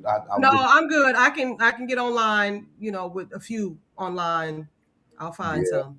Shit, try the nation at this point. Let me say, I'm a Christian man, but god damn. There's a situation that my team have told me about that I want to ask you about. And there's a moment where your son, you felt afraid because your son was away at a retreat or something, and he almost wasn't allowed to come back home until he apologized in a specific way to Apostle McNutt. Can you tell us about that? McNutt. He said everybody. Yes. So I thought that because I did see some differences in Cameron, I did see that he started getting straight A's when he was in Illinois. He had bad grades. And I thought, well, on top of that, he doesn't have a father figure. I need a mentor.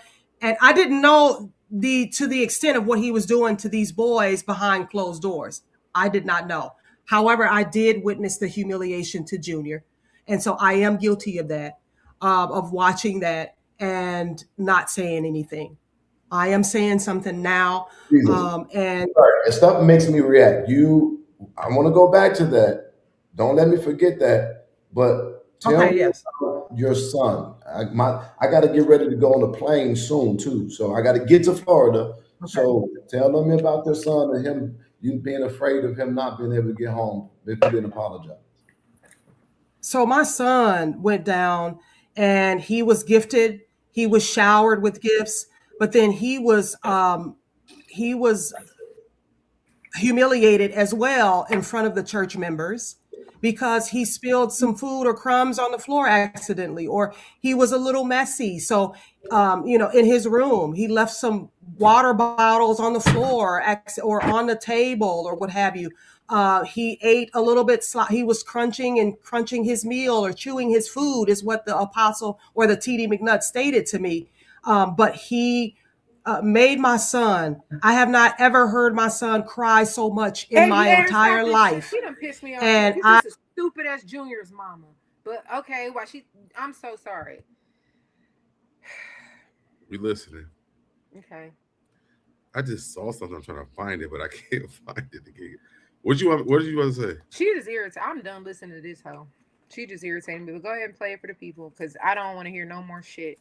You done went and joined this church. You done said all of this stuff. You're just, and I don't want to say that to be insensitive, but it's just kind of like.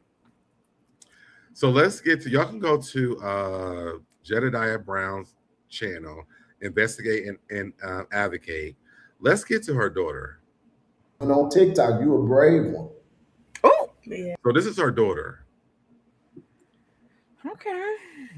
Let's get to this. If y'all want to watch the rest of that live that he did with her, investigate and advocate. That's Jedediah Brown. Make sure you guys go over there and subscribe to his channel. All right, let's get into this. Yeah. You're Cameron's sister. Huh? Yes, I am. Okay. I'm going to give you the floor. What is it that you would want to share with us? One thing is for sure is that I'm sorry, it's like a lot going on right now. And she not crying for no damn reason. I'm just sorry. Okay, so one thing I'm gonna say is that I have like this complex to like think about the past a lot. So him, in my eyes, he's still technically a child as well. He may be like 19 or whatever, but like he's still technically just a kid. So I do want to have a little bit of grace on him. I know he did bad stuff when he was younger, and like it's just he's still technically just a kid. And then Junior, he's like growing into. He's still in high school. That's what I want to know. So he's 19 now, and Junior's 16. All right, I'm listening. He just turned I think 16 or whatever they said, 16, 17. He's a freshman or like a sophomore, but a freshman going into a sophomore. In my eyes, they're still just Is my a kid. camera just So blurry or is her face wet? TikTok is what? Is my camera just blurry or my glasses or something, or is she her face? Her camera's blurry. But there's wet tears. She got a wet. Yeah, face. she's crying. Oh, I can see him like. So she's really crying. Okay. Kind of making it seem like they're supposed to be responsible for their actions and everything, but he's still just a kid. The survivor as well. Yeah. Right. Mm-hmm. He wasn't just he. Never mind. I know a lot. I'm just gonna give it. I know a lot. So just go ahead. Keep saying. I'm sorry. I'll just agree. No, it's okay. My mom has talked a lot about you, about like how like you're definitely trying to help and how you have like a lot of resources and everything, and I appreciate that. Like Facebook is like definitely where a lot of people definitely be at.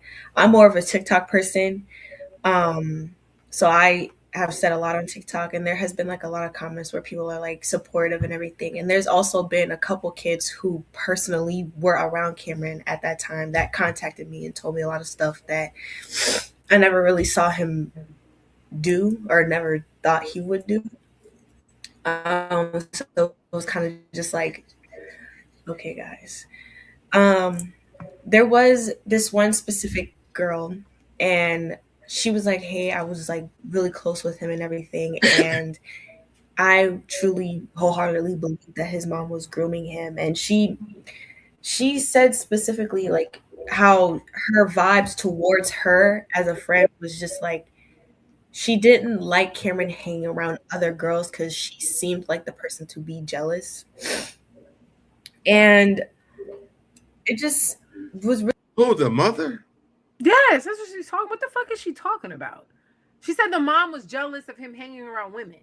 His mother. And his mother was grooming him, is what she just said. But that makes sense because she sent him to T.D. McNutt. So that makes sense. Her mom, they don't have the same mom, they have the same dad. Grooming, if he hangs around women, he's hanging around women. Mm-hmm. How is she grooming him for that? Because he decided to hang around girls. Let me go back because maybe I missed something. Maybe I did too. I never really saw him do or never thought he would do. So it was kind of just like, okay, guys.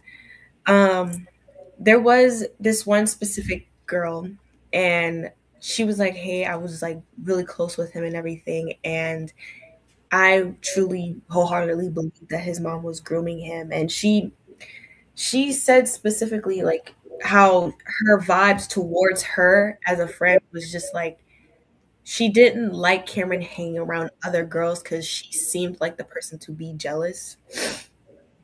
And so the girl's mom seemed to be jealous of Cameron hanging around other women, girls. The girl that liked Cameron, the mother, didn't like him hanging around. Aaron, run it back. No, she's talking about Cameron's mother.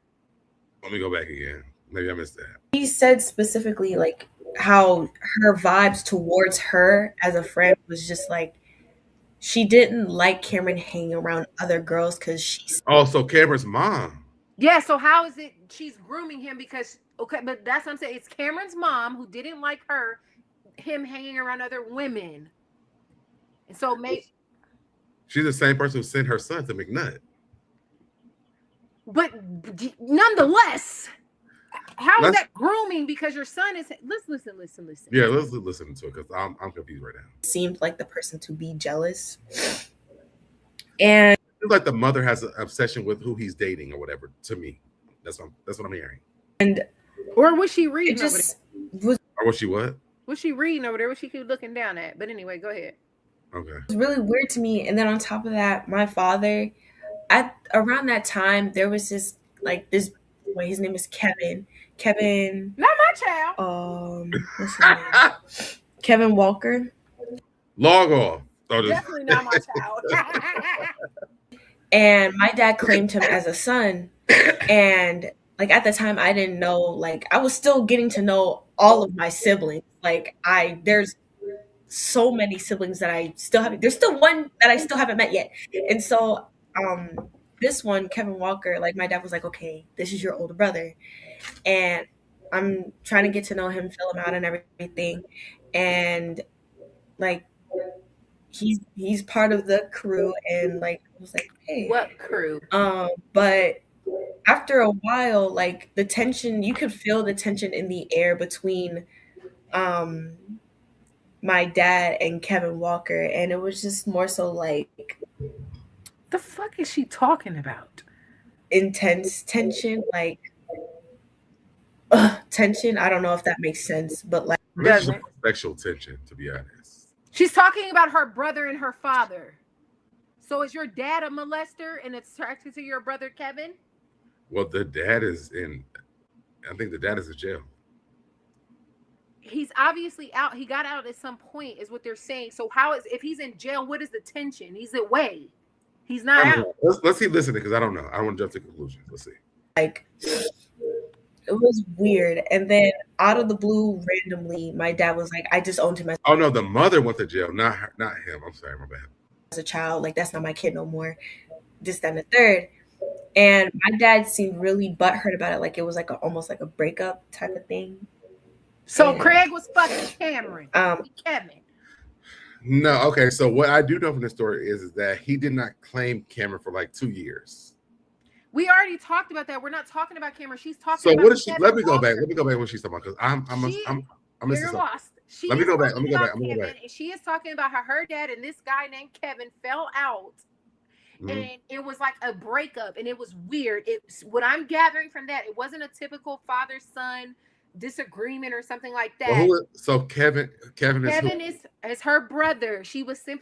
Oh yes, because I think I sent you. Did I send you the picture of them? The dude is that the guy who was in the massage parlor that you said we were going to talk about later? No. There was a picture of a guy where he had blonde dreads.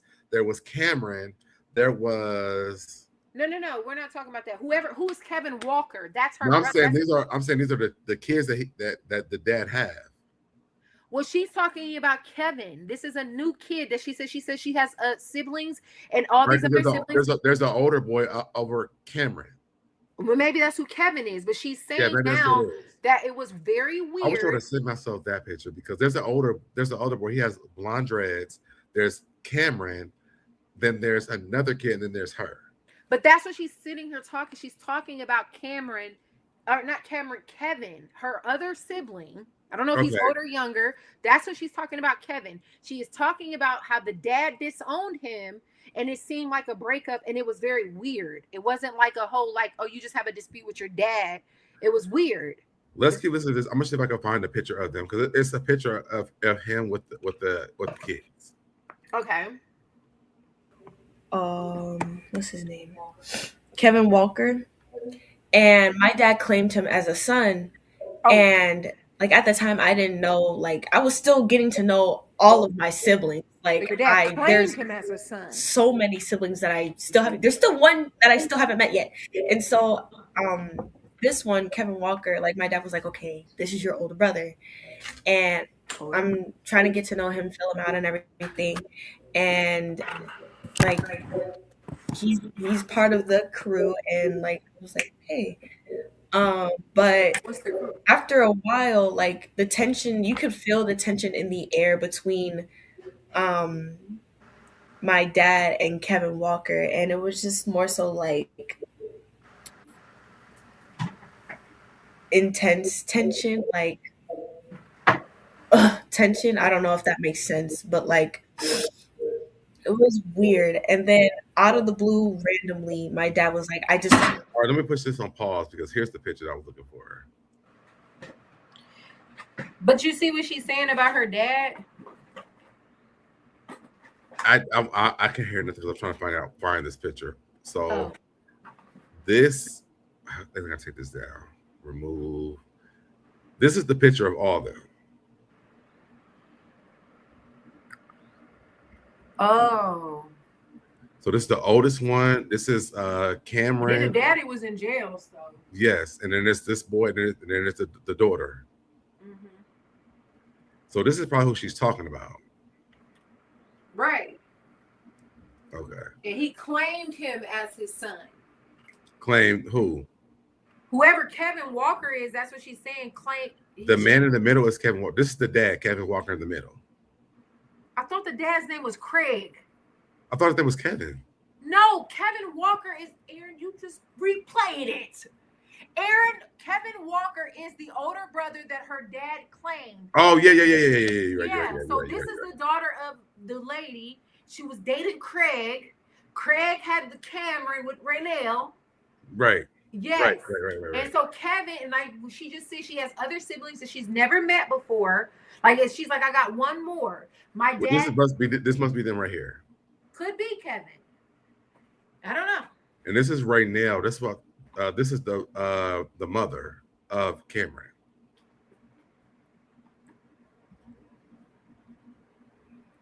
Oh. You can't look at my picture. Newborn. You can't even click on their pictures, but yeah, this is the mother right here. Okay. All right. Child, this is crazy. A lot. All right. As a child, like that's not my kid no more. This, that, and the third. And my dad seemed really butthurt about it, like it was like almost like a breakup type of thing.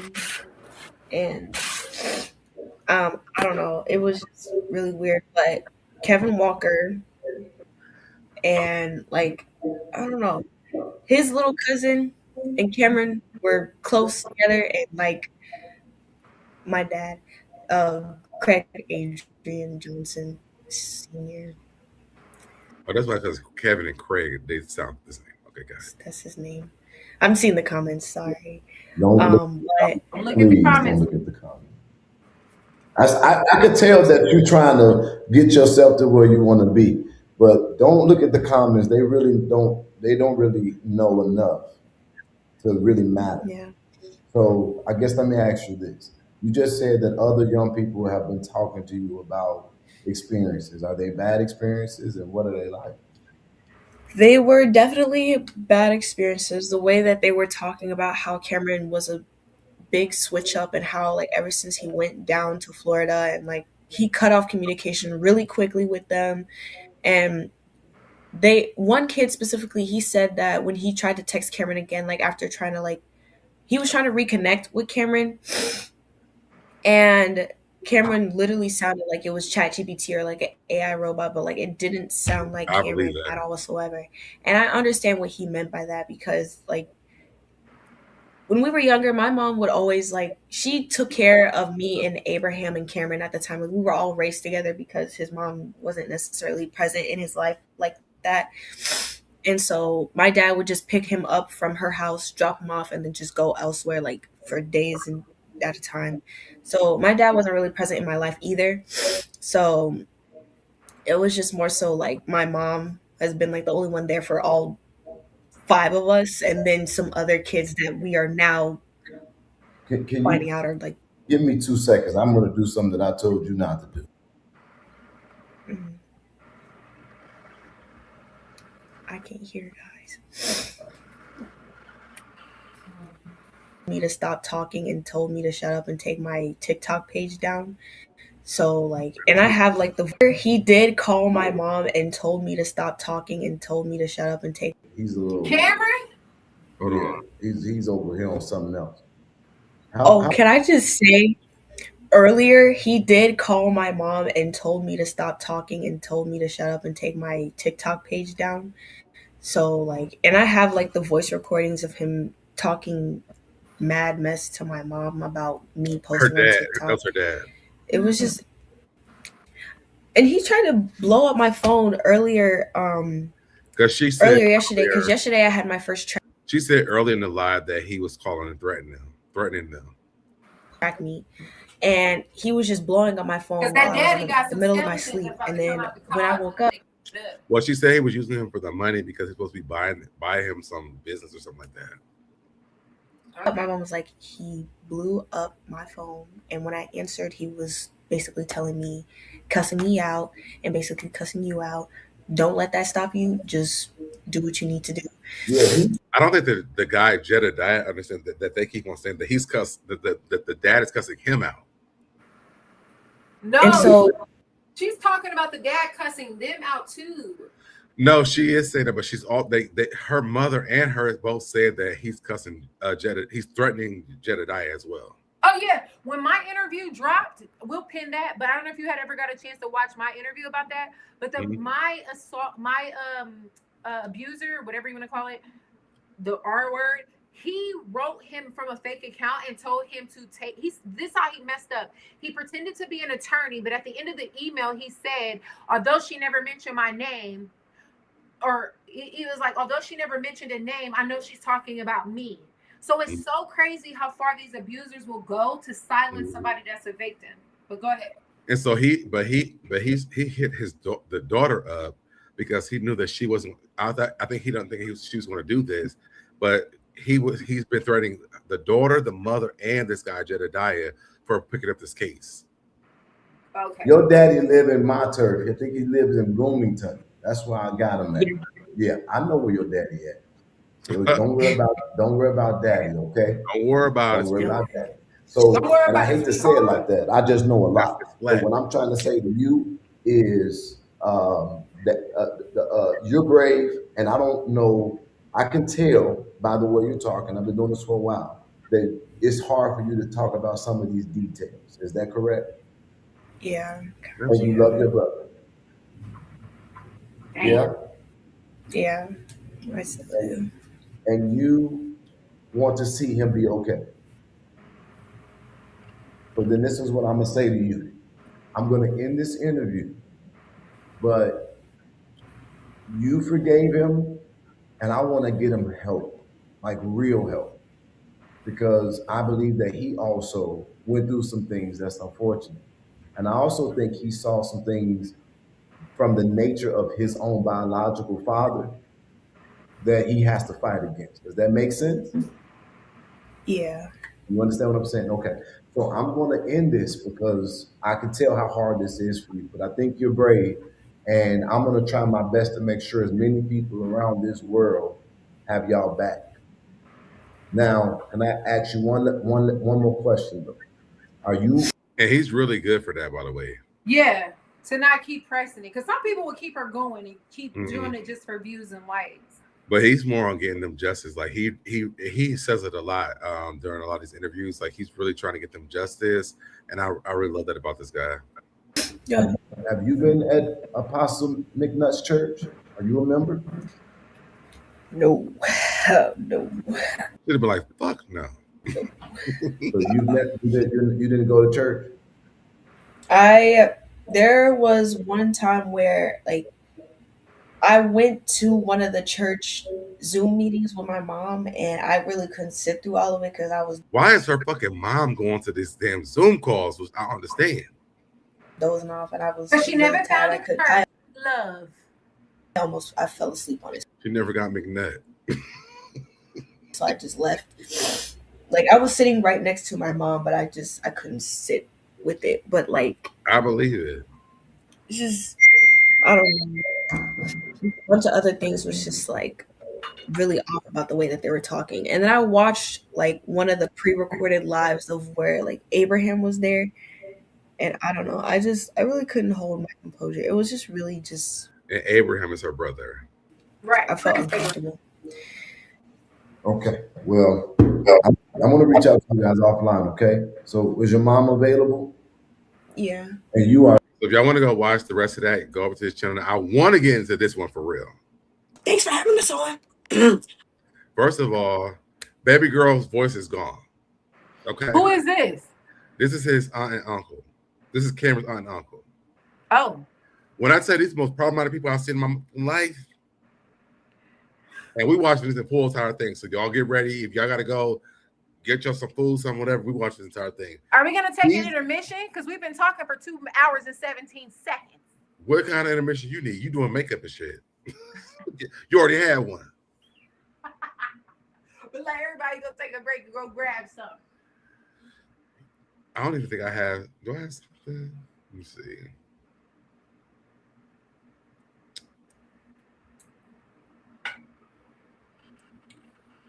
Yeah, I don't even have nothing to do intermission with, but it's okay. Let me see if I can do. Oh, we can do a 30-second countdown.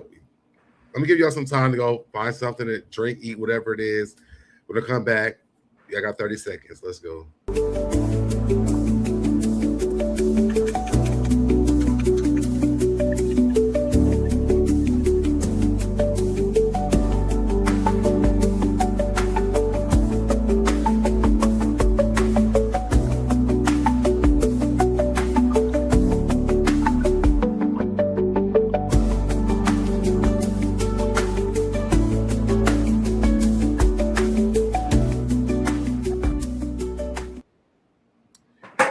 From here on, that was the fastest 30 seconds. Just mute your damn self. All right, from this point on, y'all. If anything is it'll went from worse to worse, sir. So what we're getting ready to play right now. Thank you for saying this, Shannon. So what I'm getting ready to play is Cameron's aunt and uncle are going to come over here and basically take down with Nikita, who is Cameron's stepmom, who is the half brother to the daughter. So that's what we're going to play now. They're going to get into it during this live. This is where things get interesting at. So I want to play everything because I don't want to leave out anything so you guys can see the full entire thing that's going on. So when we get here, it's going to get very interesting. And because I've lost my voice. She lost so Chris is going to do most of it. The aunt lost her voice, and clearly the damn uncle has too. But let's get into it. First off, thanks for having us on. Forgive me because I've lost my voice. So Chris is going to... And they are advocates of Cameron's, by the way. Going to do most of the talking, but I'm Cameron's auntie. I'm so sorry, y'all. I'm kind of amped up. I had to keep myself up, but maybe he want to let you drink the water and not him. Yeah.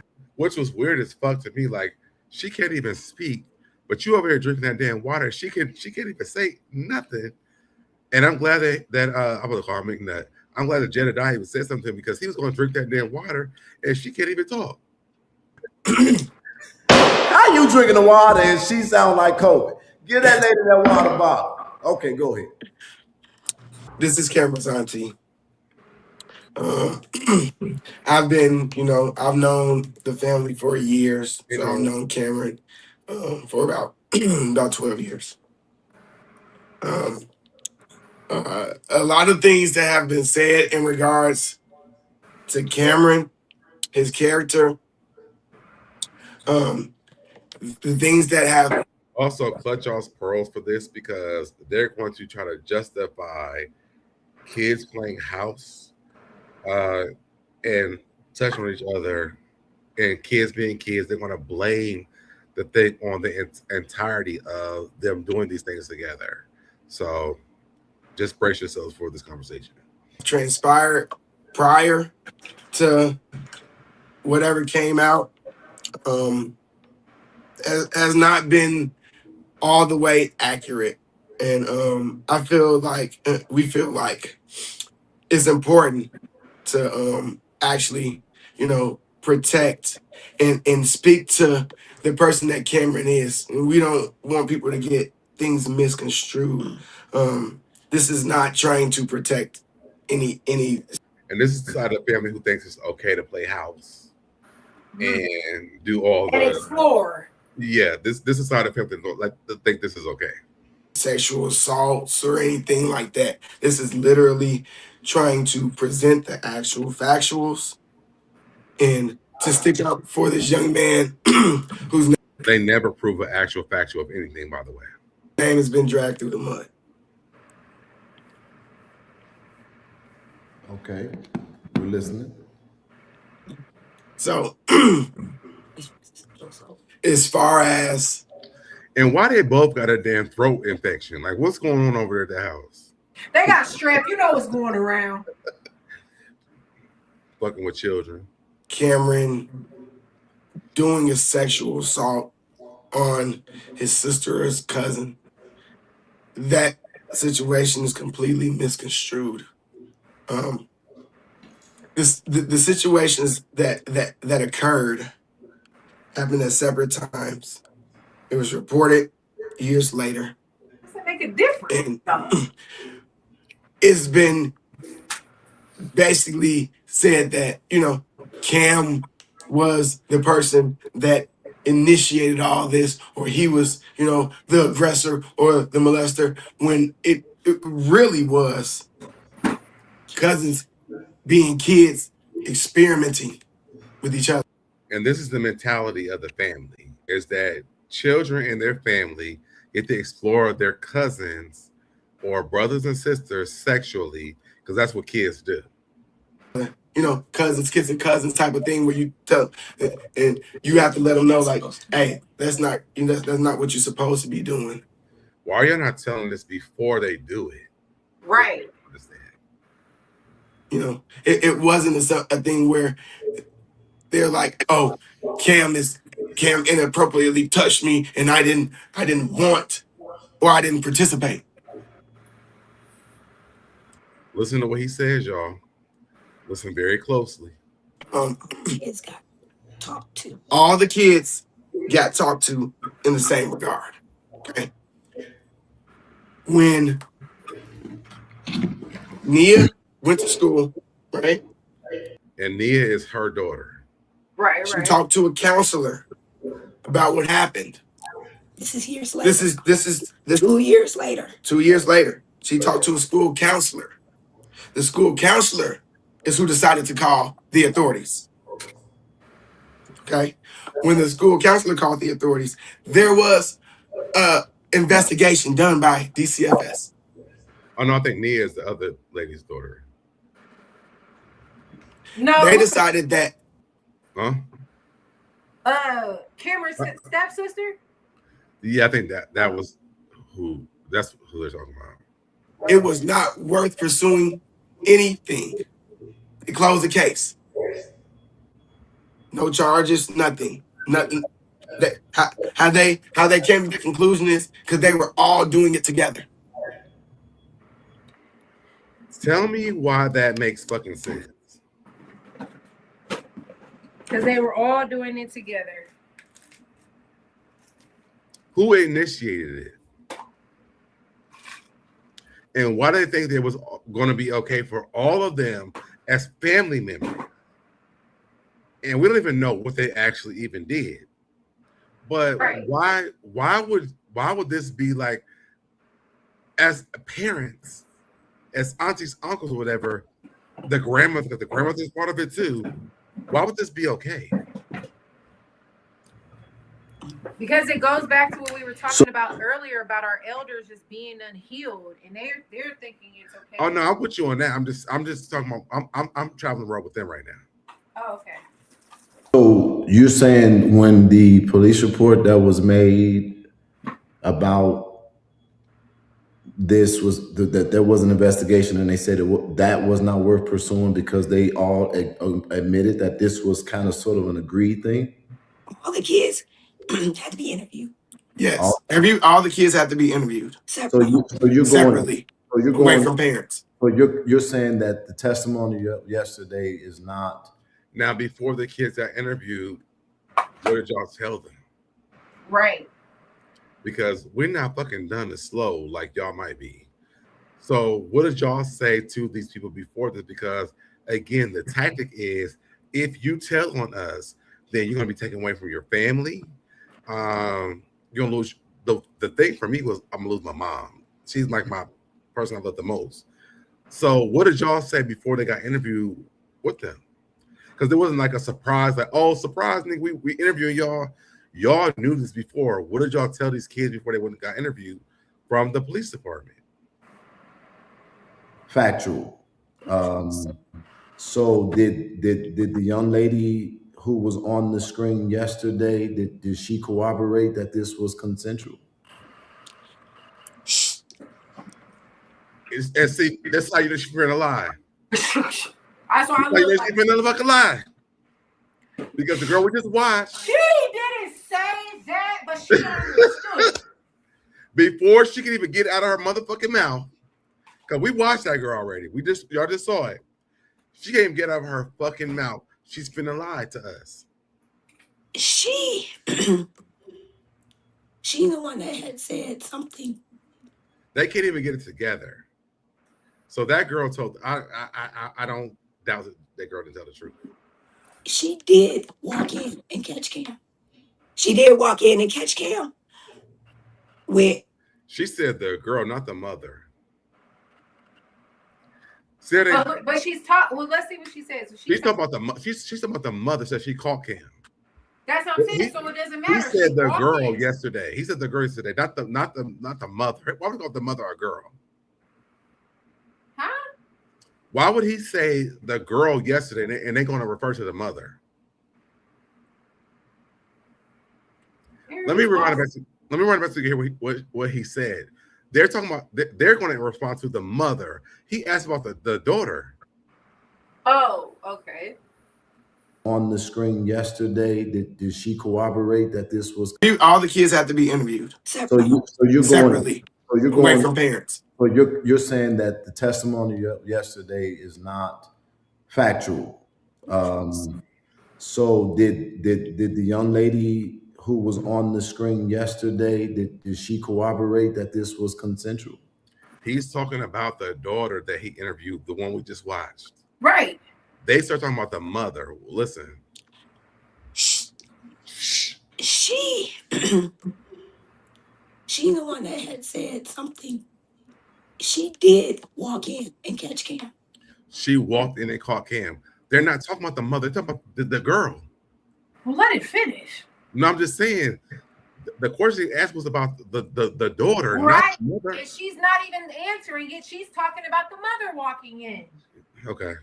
She did walk in and catch Cam. But with Nia. And they got in trouble. And that was spoken of. But as far as her calling the police, no. My daughter and Nia had been talking about it at the birthday party. This was years later. So pause it. Nia did. So she is saying the mother walked in and caught Cam with Nia, which is the daughter that we just watched. Right. And her daughter and Nia were talking about it at a birthday party years later. Okay. But the mother, before it said that she reported. Okay. Yep. That's right. That's right. Because they resurfaced and they were just talking about it. Not my daughter was complaining. My daughter came and talked to me and she said, that's not how it happened. That's not, we were just talking about what we used to do. Yeah. So the kids were talking about what they used to do sexually. Right. Decided though that she was gonna go tell the counselor about it. Now why? I don't know. Because she was being violated. Right. That's why she told. And maybe your brain ain't comprehending why the fuck she told, but that's why she told. She didn't feel like she had been sexually assaulted. But my daughter didn't feel like she had been sexually assaulted. Clearly they did, because they told a fucking counselor. Nia, but why not her daughter? That's what I'm saying. Well, yeah, right. That's what I'm saying. But yeah. But I think that let's keep listening, because I think that comes out that that's not even true. Nia chose to say that my daughter had been sexually assaulted by Cam. Nia told on Cam about both of them. Yeah, because your daughter confided in Nia about what y'all were doing. And because your daughter doesn't think that it was nothing serious about it, Nia knew it was wrong. She knew it was wrong. Yeah. They're like, oh, we all fuck each other at the family. Man, right. we have a dark room in the back. We just fuck each other in the back. Oh, never mind. But go ahead. Big mess. We never understood it.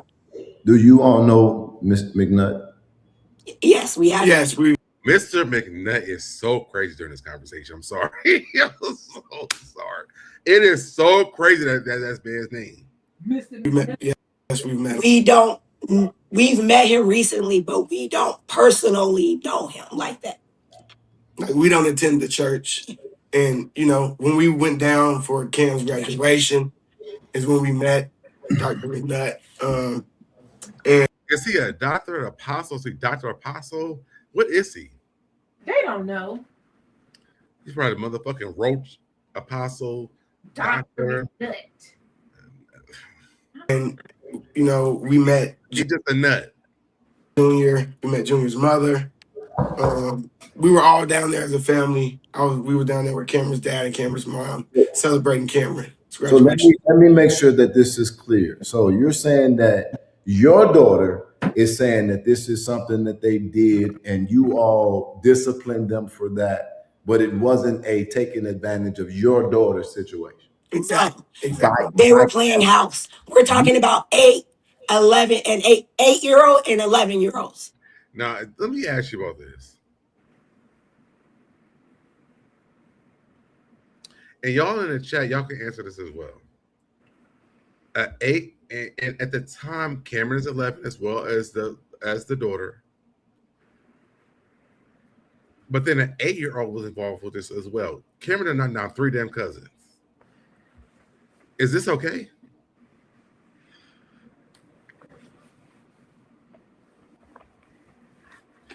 I would want to that's my question. Is like they're making it seem like, oh, cousins just be fucking each other and it's okay because they just exploring shit.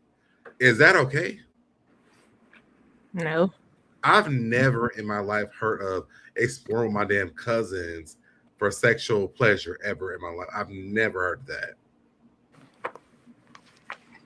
Has it happened? Yeah, and I was like fucking petrified. But I never was like, oh, let me reciprocate with you. I never had that experience in my life. It terrified me to the point I never had sex until I was like 21. So I would love to know in the chat, if you tune in late, anyone who can answer this question. Have y'all ever, has this been Where's the person who hunched her cousins and played house? I knew it was wrong back then. You was fucking them? I wasn't fucking them, but we was hunching. We was What's playing hunching? house. We was doing all that. What is hunching? Hunching is inappropriate behavior between cousins, okay? Like touching private parts and stuff? Yes. And And that's what I was saying earlier. I was never touched. So when my cousins would come over and these are presented to you, it's like, what the fuck is happening? That's all I'm saying. Even though, but it wasn't like, I have a more like, I was like, I know this is not right. So it wasn't always like that. But I think that some of now that I'm older, it does make sense. Because some kids were not introduced to that. Some of us didn't know any of that. Also, you know, back then we had, and I'm only speaking for myself, I could say, you know, when you watching Real Sex HBO and shit like that. I used to love that show. Go ahead, I'm listening. Exactly, freaky frog ass kids. But doesn't mean that we went and touched somebody else. Yeah, I never went and did anything like that. But yes, I can say in my family there were cousins and stuff that hunched, but it wasn't like it was for me. Wasn't no penetration or no nut like that. We humping with panties on and things like that. Mm-hmm. So, but it wasn't right or anything like that. I'm not saying that, but there are. I'll never forget one time. Oh my God, that's just like a whole nother stuff. Just bringing other people involved. But I do remember somebody outside my family, because I had said that one time where somebody has said, oh, you know, I was molested or whatever the case may be. Kind of like, which is sad in a sense, because I was like, no, we was all doing it.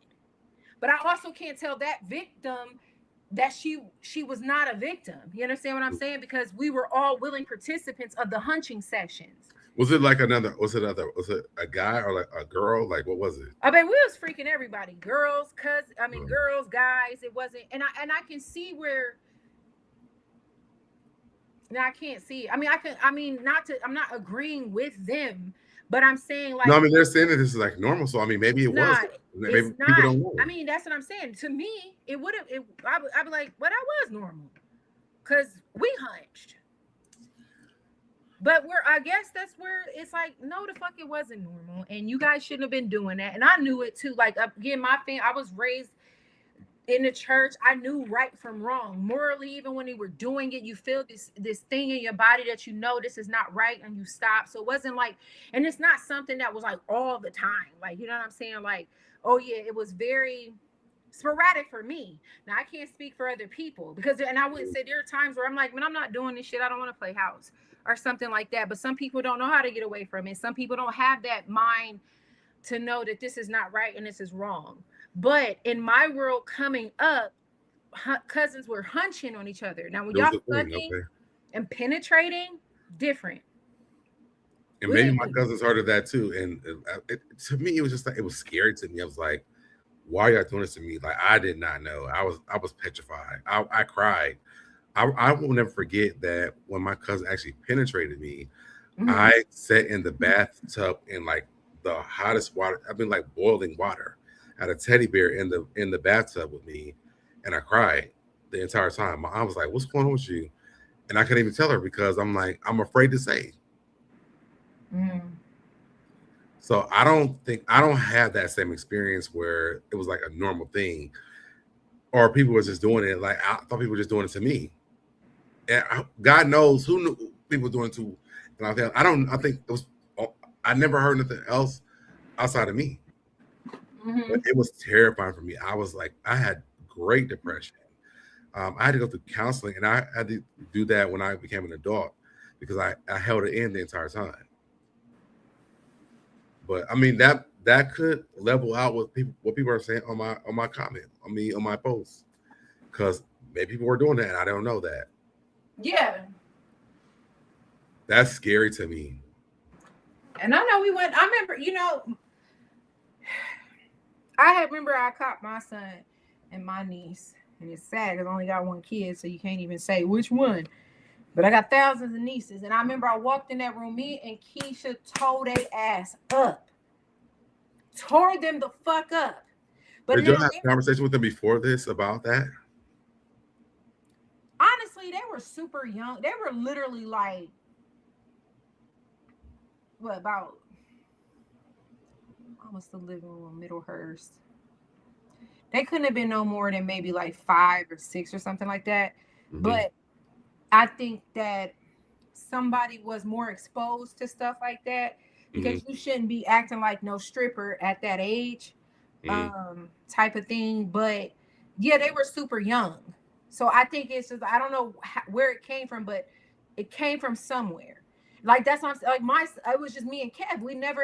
There was never nothing around. It was literally just me and him. He never seen me having sex. He never seen a bunch of guys come over. He's never been around that. I never let him go spend a night nowhere or nothing like that. So I know that it wasn't, I ain't gonna say that it wasn't his idea, because also, and then we living in different times now. These kids got Roblox, they got Fortnite, they have so many different things, you know what I'm saying? Exactly. Yeah.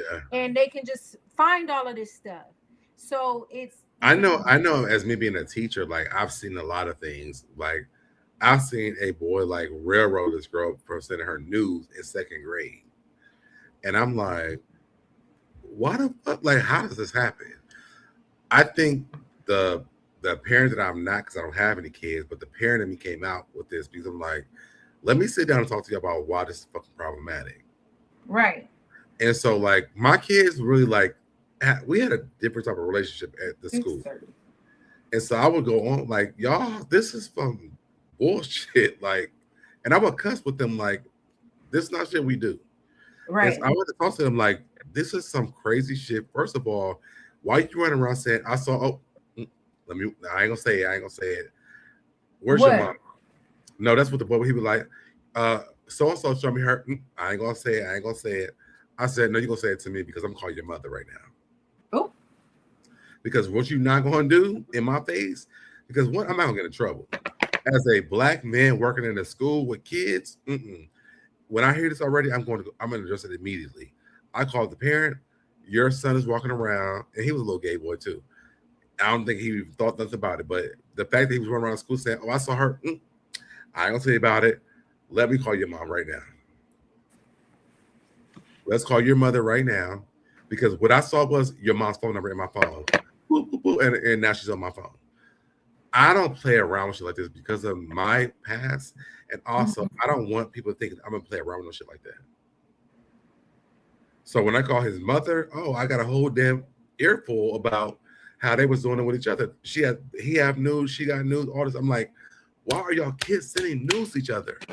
Right. Y'all in second grade. Wow.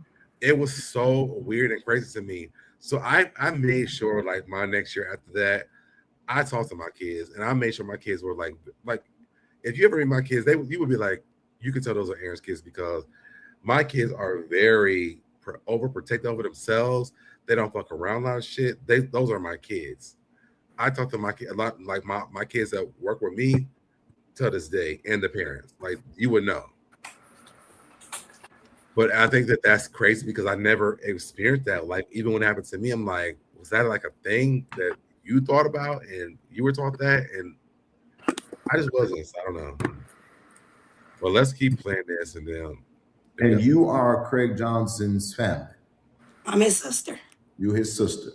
Craig Johnson, who obviously is not our focus. She looked like she on some other shit, by the way. Cameron was not our focus. Exactly. But he kind of sort of attacked us or me in the comments, and then all of this kind of came out of that. It kind of blew up from that. Wait, Cameron attacked that man in the comments? That's what he said. I need to go find that. Yeah. And then people chose to take it as an opportunity to kind of get some content. And so let me give you all the backstory. They think that people are trying to use this as a money situation. Let me tell you guys something right now. When I do this video right here, this will not be monetized. Even if I want to monetize this, usually won't monetize it because of the conversation that I'm having. So there's no way I could make money off of this live at all. It will not do that. I can show you guys on another live where once this is done, it's going to be in the yellow because of the conversation that we're having. So you can't make money off of this conversation. Be seen, get stories, get money, and we're not going to let that happen. We're not going to let them. You're not going to. They want to make money off this conversation, not anybody else. Have this going on with Cam. We're not going to take his name away and shine this bad light on him, because he's not like that. That's not this kid. This kid's a great kid. But you don't intend to discredit the testimony of the young girl that was on the screen yesterday. She said she feels that it was not agreed, but your daughter said it was. That's two different things, but you're not discrediting her statement. That's her statement. But as far as when talking to Cam and talking to my daughter said they was playing. Who gives a fuck if that girl said yesterday that it was not mutual, and your fucking son said this? I mean, your daughter said this, and Cam said this. Why would y'all even try to trump what that girl even said? Right. And I'm glad I paused here with her fucking crazy looking ass eyes, because why the fuck would y'all even believe this dumbass shit? If that girl said that she didn't agree with it, she didn't agree with it. And that girl's mother even said that when your daughter came over there, she did not agree with this. She probably can't come tell you this because y'all think that shit is okay. Dumb motherfuckers. I'm sorry. And they was playing house. And as far as the DCFS case, they didn't find it that Cam was the because y'all made the kid lie. Aggressor. Right. You got to understand that these kids, Nia and Cam, they're the same age. Who gives a fuck what age they were? Did she walk in that house when the fuck Cam? Right. No. That's the question. Like, did she walk in the house saying, I'm gonna fuck Cam today? If she didn't, then that's a conversation that should be had. But y'all are so fucking stupid because they experimenting. That baby girl didn't walk in that way. If she's telling the mother who's protecting her damn daughter that's not true, I don't believe y'all. I'm sorry. I just don't. I don't. So he didn't. Now, have you all had any conversation with Mr. McNutt since this thing has gone where it's gone? Out of curiosity. No, I haven't spoken to him. I'm talking to Ray now. I'm talking to Cameron's mom. Cameron's mom, who sent him to fucking McNutt, which is even a bigger problem. Right. Okay. Well, I am. Let me tell you what I won't do, and what I hope the public won't do, and that's try to tell you what your truth is. And so, if you all are, one thing I'm going to do is tell you what the truth is. The truth don't lie within either one of these motherfuckers that's sitting on this motherfucking live right here. It don't. And I don't give a damn. These people are complicit with the fact that kids can go fuck each other as family members to experiment. Right. I don't know. And by the way, we had never got caught, so I'm sure we would have got our ass whooped. And how long has it been going on for you? Through generations with them. Yes. Like, oh well, we were doing it before, and it was happening before that, and before that, before that. Y'all are fucking sick bitches. Like, fuck all y'all. Saying that Cameron did not inappropriately interact with your child outside of. Now I'm getting upset. Them being kids and making a bad decision, and you scold them, then we have to take that for what it is. But hearing the young lady yesterday, do you think that there's a possibility that there may be an issue where he may have needed to get some help? She doesn't even have a like she doesn't even want to believe what she's saying. And Right. so for me already, I understand you don't even watch what she's doing. Yeah. For me to already to watch how she is already dismissing this girl already gives me red flags already. Baby, you don't give a fuck because your daughter, you convinced your daughter something, but that girl went on that live yesterday and told a different story. So Right. fuck you and that boy that you sitting next to, because y'all let that girl sit over there and be molested by that boy allegedly. So fuck all y'all. Okay. Is there anything else you want to say? Furthermore, Cameron moving down to Florida, he has Watch this part. Watch this part. become the man the young man we hoped that he would be, that we saw that he could be. Cam is a gentle soul. He's only gone down there and blossomed. He went down there. He was shell. He was a soft-spoken kid. He's gone out there. You ain't even soft-spoken, bitch. And just become so bright. He had a problem speaking when he was born. He was born with a speech impediment. So how he speaks now, is because he learned to talk more proper. He had to do that. And he sounds great from where he was. So when people say that they think it's something on him, no. He just talks that way because he has to. That's how he talks. This is no signs of an abused child. Abused children don't. How do you know that? Like, have you Right. talked about this? Like, I feel like they cap it for him so much, like trying to like take us out of the atmosphere of the fact that he might have been. So to me, I'm not listening to what she's saying. She can't even speak to us because her voice is gone. God made sure she can't even speak to us because that's. Cam was not. He was going, baby. Go ahead to fucking Sesame Street. Go somewhere and then do and excel so much better and become this open person and connect with people and get better grades and shining. So show us a report card. Huh? Like that. Show us a report card of Cam's when he moved down to Florida. Show us how much better he's like. Where's the facts from this shit? I want to see all that. Trying to shine on him. We can't do that. We're not gonna do that. And then we want to remind people that this happened with the thing that happened with Kim and his cousin and sister happened. He was 11. It came out when he was 13. And so he going back to Kim violating his cousins. He moved when he was 16. When he was 16. He moved to Florida when he was 16. So the timeline of now he's legal for McNutt because he's 16. Acting like things happen back to back to back, like one thing happened because of another. It's not even the case. Cam did not move out to Florida because he had a sexual deviant problem or he was touching people or he needed counseling. Molesting. That didn't happen. He moves to Florida because he's legal for McNutt to fuck him at 16 in Florida. So you're saying that the time allegedly timeline. So the reason why he's with McNutt, you're saying, is not the way that it's been presented. No. So basically, it's been presented that he has had some issues. Some of them of sexual nature, and he had to go out there because he needed a male mentor who can get him on the right track. You're saying that that's not. No. The problem is that as black men, as black young men, we don't want to lose these men to the streets. right? Okay. So you losing to a fucking pedophile, allegedly? Is that what we doing? Clearly. So once Raynell saw Cam going in a way that was behaviorally like, not doing the right thing, not getting the best grades. Yeah. What was he not doing that was the right thing? Like, give us the details of what he's not doing, fucking his cousins. What was it? Not getting the right grades. Not fucking his cousins and touching on his half siblings, but he was not getting good grades. She saw a great opportunity with Dr. McNutt. With McNutt. A separate.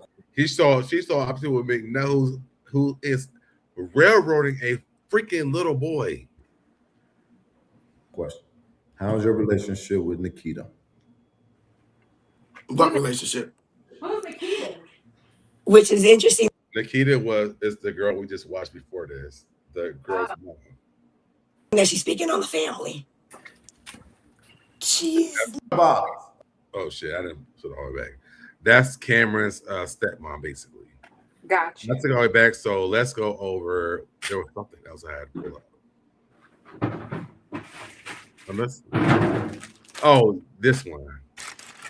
So now this video that I'm about to pull up, I don't understand what the fuck this man was talking about. Did you watch the video I sent you last night? Didn't get a chance. Oh, I'm glad you didn't, because you can watch it with me now.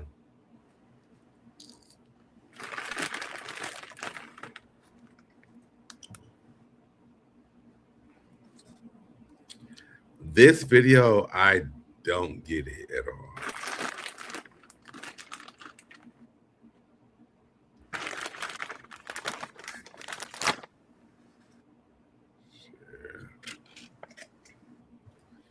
All right, so this guy came out yesterday. He is, he said he was violated through a person of McNutt. Let's watch this. Play for. We have to check in the hotel. So when Fort Lauderdale, okay, thank you. So wait. Into let's say I know I'm telling the truth, okay? Thank you. But when I get to the hotel, before we get in the car. Hold on. Now who is this, Aaron?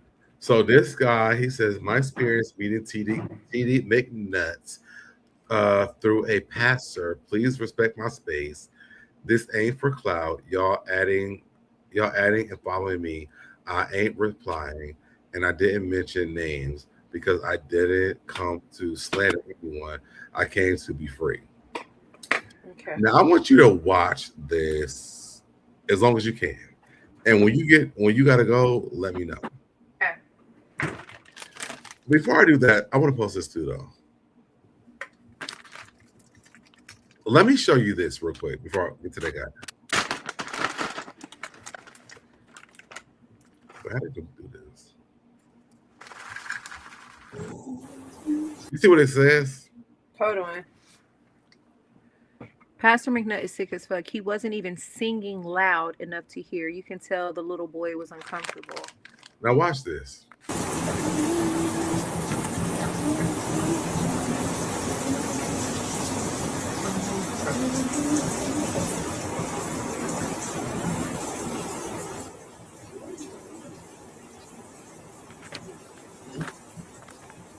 Sing, gonna sing. Do you hear him singing? At first, but and then he stopped when he said sing. What? He's recording this boy in the fucking shower. What kind of sick shit is this? But I got a few more things before we get to that thing. So TD McNutt also has a person who is a sex offender in his church. Ain't that who was cutting their hair? I think that's the same guy. So Daniel Orlando, whatever his last name is a sex offender. If y'all don't believe it, here he is in the damn church with TD McNutt having a good motherfucking time around children. Wow. And stupid ass mama. Dumbass. Oh, that bimbo is crazy to me. Let's watch this and then in facts about the TD McNutt situation. Now, this person says, they was a little skeptical, but once she's seen who he surrounds himself with, she honestly believes that he's allegedly hurting those kids. He also hangs with a convicted offender named Daniel, and also allows these kids to be around Daniel. Now, just stay because I have more proof. Starting here. Now, here's Daniel, and here's McNutt. Daniel, here's McNutt. Daniel McNutt, Here is a sex offender. Daniel. And along some more, a bunch of photos. Now, I'm going to kind of place my hand over this because I don't want to get banned. But he has random photos taken of him just like this. Here is court documents. I also have 3 other long pages that I cannot share. I'm going to read and sum up what's going on, but I cannot share it because of how explicit that they talk. Okay, so these documents are a probable cause affidavit. So there's that, and then I also want to pull this up too. McNutt has these boys in his bed all the time. Here's Junior in his bed. Here's another boy in his bed. And these other 3 guys down here, victims of McNutt. And okay, let's get to the guy now. And I'm going to end this video off with this guy. So I just want to make you guys see like the gist of everything I was talking about. So, oh, wait a minute. Let's get here. Now this, I wish we were going to be here for the entire time because I was kind of confused about this story. He was always pretty much weird to me for how he talked and how he maneuvered, as far as, in a sense, I would say control and manipulation, even through conversation. It's almost like when he talks, he literally, can manipulate through his words, just how he moves. So I met him through an individual. This was like almost in like 2012. It's 2026 now. And this guy made this video yesterday. But like 2012, I was a musician for this particular person, you know what I'm saying? And that's just where we at. But I met him, and the crazy thing about it is the 2 guys, I think his name was Christian or Chris, and the other guy, I actually remember seeing them at TD McNutt's house. Like, so I've actually experienced being at TD McNutt's house one time. A person I was playing for and stuff like that. Did not know. So like I said, when I ended up seeing TD McNutt's viral thing, when my wife to me, it literally just blew everything up for me mentally wise, as far as what I've been going through for the past 2 years of my life. That's pretty much it. Please know when you're going through something, when you're really going through something, and you locked into something, it's kind of hard to get out of. I do want to ask you guys that are still here, when you listen to this, I'm going to play this entire thing. Do you think that he was violated by TD McNutt? Because as you watch this, the way his emotions run rampant for this, I don't think that the story he's telling, and especially with his wife, it doesn't seem like he wasn't violated by TD McNutt. Mm-hmm. I feel like he was, and like he's like regretting it. Okay, so that's pretty much where we at. So I ended up meeting him through there. So long story short, we go to West Palm Beach, Florida for a preaching engagement. It's either West Palm Beach, Florida or Fort Lauderdale, one of them 2. But we went to Florida for a preaching engagement, right? And we went to Florida for a preaching engagement. We got picked up through TD McNutt. We get in the car. Immediately, we're riding through Florida, doing whatever. As far as going errand runs and stuff, I'm thinking like, what are we doing? We the guests, you know what I'm saying? What are we doing? We picking up trophies and stuff for the awards and stuff. Like, I'm like being serious. Like, I'm literally picking up trophies with my own hands. And I'm a guest. Not trying to say I'm bougie or nothing like that. But I'm trying to get to the story of how the control and manipulation as soon as you meet a person. So yeah, we're doing all that, and then next thing you know, We had a service that night that we had to play for. We had to check in the hotel. So when Fort Lauderdale, okay, thank you. So when I get into, that's how y'all know I'm telling the truth, okay? Thank you. But when I get to the hotel, well, when we get in the car, TD McNutt says, well, I heard your back is hurting. I heard your back is hurting. And he didn't ask me if I needed my own room. He just said something regarding about my back hurting, something regarding that. But he was asking me about where I'm going to be staying. And I'm thinking, you know, my room, wherever I'm going to be at. So I ended up staying with the individual in their room. I didn't have my own room for this trip. I would have wanted my own motherfucking room. Right. Like, I don't even know why that was not even part of the conversation before I even went on this damn trip. First of all, yeah, I'm coming on this trip because I'm going to be the musician, but I want my own motherfucking shit. This story to me, y'all, I don't know what I feel about this story. Which is kind of weird for me. But the funny thing, I feel like the individual knew that I wouldn't have my own room. Okay, you get what I'm saying? So it was kind of weird for me. Once again, this is my Why would you even request that before you even, like, I feel like I would know my accommodations before I even leave. Before you go. But yeah. I feel, but like you just said earlier, I'm picking up what you was putting down. You knew what type of trip this was. Yeah. Like, we on a church trip, and even when the man asked, TD McNutt asked him, where you staying, it's like 5,000 red flags going on me for right now. I'm going to my motherfucking room. Right. Did y'all not book me a room? Because I would have made sure I had a room. And then I would have booked my own room as a grown ass man. No, they would have booked me a room because I'm here for work. Like, why would I have a roommate? Right, but Aaron, but you And know, if I would have, yes, I would have put my own shit. Yeah, like if you get there, if I'm there for work, that should have been a part of me traveling with you. Is in my own room. That, to me, that doesn't make sense to me. Me and Mike have traveled multiple times, and I would call and say, where are we staying at? We're not being roommates with any motherfucking body. So, no. I don't understand this part. First time ever playing on the road. This is my first time ever traveling on the road. I'm just excited to be on the road. Okay. I'm a younger adult. I'm an adult. All right. So I'm not even listening to that because when I first traveled with Mike, I would still ask. I would make sure the conversation was right. So, I mean, maybe that's right. Maybe he did that. Okay, let's go. So, we end up going to the hotel after that. No, we end up going to McDonald's. I'll never forget. I've never, and y'all gonna probably laugh because I'm like a silly person, but when I tell you, I will never forget TD McNutt eating some French fries from McDonald's, like a large French fry, like the way he was turning the steering wheel with his hand while he's eating the French fries. It was like really queenish type behavior. You know what I'm saying? And I'm not but that whole person. I'm literally.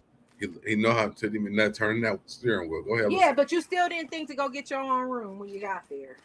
That's what I'm saying. Now, he'd asked you to get your back rubbed. You seeing how he's driving. And he's steering that wheel like.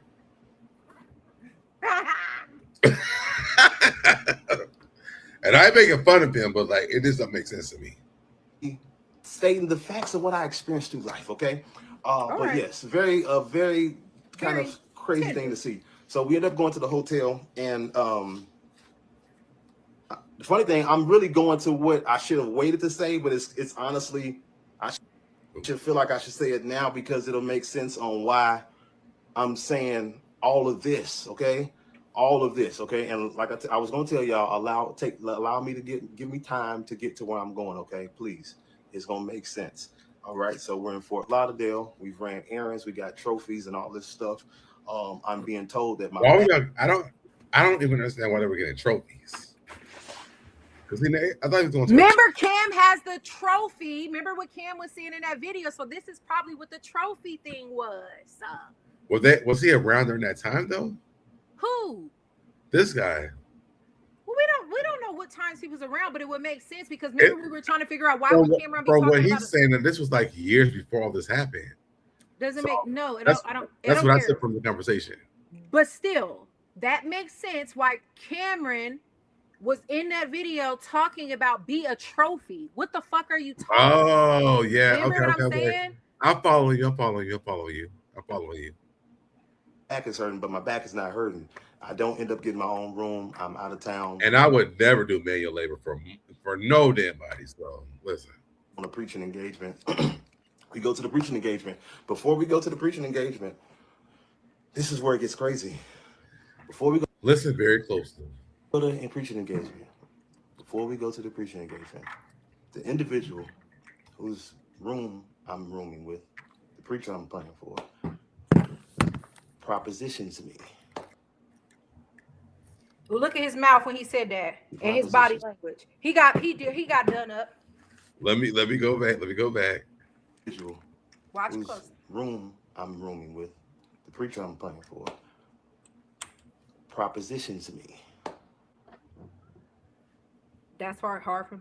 He propositions me, right? He asks me. Well, no. Yeah, he propositions me. Okay, so I'm speaking a little faster. So he propositions me. We get to the hotel before. Wasn't speaking fast at all. It's hard for him to say it because he knows that he was probably touched and and never spoke about it before. So he's gonna try to act like he didn't engage in it. But go ahead. But look at his mouth and everything before. He wasn't talking like that before and stuttering. Okay. All right. Before we go to the service, the preacher says that he has something to ask me. There we go. He said he has something to ask me. I'm looking like, what do you got to ask me? I'm like, man, what do you got to ask me? Just ask me right now. But you knew. Right. Wow. Thank you, Lord. If somebody says some shit like that to me, I'm already on the pathway of what the fuck has been happening. Right. What was going on with your light? I'm trying to connect, so I gotta go, but it's so I can carry the conversation in the car. You look a little scary over there. But Aaron? He said he got something to ask me. I'm like, why don't you ask me? He's like, no, we'll just wait. Can you hear me? Can you hear me now? I've been able to hear you. Huh? I can't hear you. Can you hear me now? Yes. Okay, that's what I was saying. I was connected to my hotspot. It's a little scary right here with this. I don't know what's happening with your screen, but it looks scary to me. I was walking out the door, but I didn't want to log off yet. But I'm about to I'm gonna screenshot this for you so you can see what it looks like. Oh, I must be frozen still. All right, got it. It looks scary. Like, what's happening? Because I wanted to connect. I only got 15% on my laptop, but I'm still dug it out, write it out. Well, text me when you're ready because I gotta finish doing this. I'm ready. I'm on. I'm connected to the hotspot. Okay, I mean, you like that picture looks very scary to me. Oh well, I'm sorry. We'll just wait. Long story short, we'll just wait. Okay, we'll just wait after the service, whatever. He's printing out his notes and all this stuff. He's getting all this stuff together. I'm new to this, y'all. This is my first time on the road. I'm new. All right. So then, now, are you listening to him too while you doing what you're doing? Huh? Are you listening to what he's saying? Yeah, I'm literally listening right now. Okay, because I want you to hear what he's saying. To the service, I play my butt off. Y'all know me. I like to have church. If y'all know me, I like to have church. I'm a musician, man. I love the Lord. That's it, man. I'm not perfect, and we'll get to all of that. We're gonna get to my story. So when y'all try to share this live, they try to talk about Phil. We gonna get to my story, okay? Yeah, it's gonna get heavy, y'all. It's gonna get heavy. It's a lot, okay? It's a lot to go with all this, but I wrote it down. But okay, and I'm gonna be also speaking from my heart. So right, so we I got something to ask you. I'm like, well, why don't you just ask me now? Never ask me. We go to the service, God comes through. We get back to the hotel. I think we ate and all that stuff. Go back to the hotel, and we go back to the hotel, and I think that it's very interesting that he was like so adamant about this man asking him this question. Right. And I think that he knew what that man's going to ask him. He knew when he got in the goddamn car and McNutt was driving like a gay. I think that he knew. I wake up the next morning. And I'm not really hating on him because I hope that he's not struggling with his sexuality. But what this live gave was that he's really struggling with his sexuality. Or he's not struggling. He's never ever spoke on it before. No. He's married to a woman right now. He's struggling. Oh. I'm skimming through, but this is what I remember. I wake up the next morning. The preacher is ironing from what I remember. We're getting ready to go. We flew into Fort Lauderdale. I did Raymond Hannah. You got to get off of here, man, because you helping my story. Okay, we wake up in the morning. I woke up late. I'm trying to take my time. Thank you, Traylon. I woke up late. I didn't think I was gonna miss my flight, but I woke up late. It's time for us to get dressed. I'm going to, for what I remember, I'm flying out of another city. He flying out of another city, right? I'm not getting taken by McNutt though to the other city, from what I remember. I don't remember McNutt taking me to the airport. I don't think he did. But I get up. The individuals. So it sounds like they were one of them was flying out of Fort Lauderdale, the other one flying out of Miami. Earning his clothes, and I said, "It really on my mind, y'all. If y'all know me, I'm like a stickler. I need to figure out what's going on." And so, no, you're fine. Keep helping me out because you're going to keep me on the same track. But you should have already known this. I'm sorry. I think the guy's doing a lot better in life because the thing is, like, God gives you your struggles. That's what the church teaches you. Right. But I don't think that what he's going to tell us is real. I think that man struggles with sexuality every single fucking day. The way that he's going to start talking, you're going to hear what he starts talking about. But I just can't sit here real quick and like listen to him talk about this stuff. So I didn't say it before this goes on. This man is talking about how he don't suck dick, and how he had all this anger with this man who asked him, not whose dick he sucked, but the man asked him to give him oral sex. And I'm like, I mean, that's like a girl asked me to give her oral sex. Like, I don't hold on to that for like 11 years. Right. I would never do it. I'm not doing it. But I want to be holding this. It seems the way he's making it seem was like they hold a power box and saying like, you better suck my dick right now. Right. Like I don't understand this, but let's watch it. So I'm like, so what did you have to ask me? The individual asked me, what if I asked you to perform oral sex on me? Whoop his ass. That's what the individual asked me. My heart is pounding a little bit, y'all, so give me a second. That's what the individual asked me. What if? That's normally what would have happened. I mean, if it was like some man who people who don't fuck with it, but right, say no and like move the fuck on. Could you imagine like that? Like I'm out and worse to eat my pussy. No. Right. And I'm moving the fuck on. I'm not holding on for years after this. Because he did it. That's what I'm trying to tell you. I think that he did do it because I don't the stress. Or he said, no, I ain't gonna suck yours, but you can suck mine. Maybe even that. Ask you to perform oral sex on me. And I'm looking like, nigga, what? I'm looking like, what? I've been waiting to suck a dick or get my dick sucked. I'm looking like. I'm sorry, y'all. Sorry. Now, like I said, hold on a second. When I told you guys that I'm a victim through McNutt, I never said I was a victim of McNutt. Oh, so he is a victim, so he did it. Well, he says that. How are you a victim if nothing? You got to keep listening. You got to keep listening. Okay. McNutt, and I looked that up. I'm waiting on my Jazz. Can I see your phone real quick? That's his wife. How much can get me free? Let's skip through the story. I don't know. Why he crying? Tell my story. Yeah, let me go back. Please, bro. I'm waiting on my Jazz. Can I see your phone real quick? I'm gonna show y'all what I looked up when you talking about. Yeah, I know. Y'all right?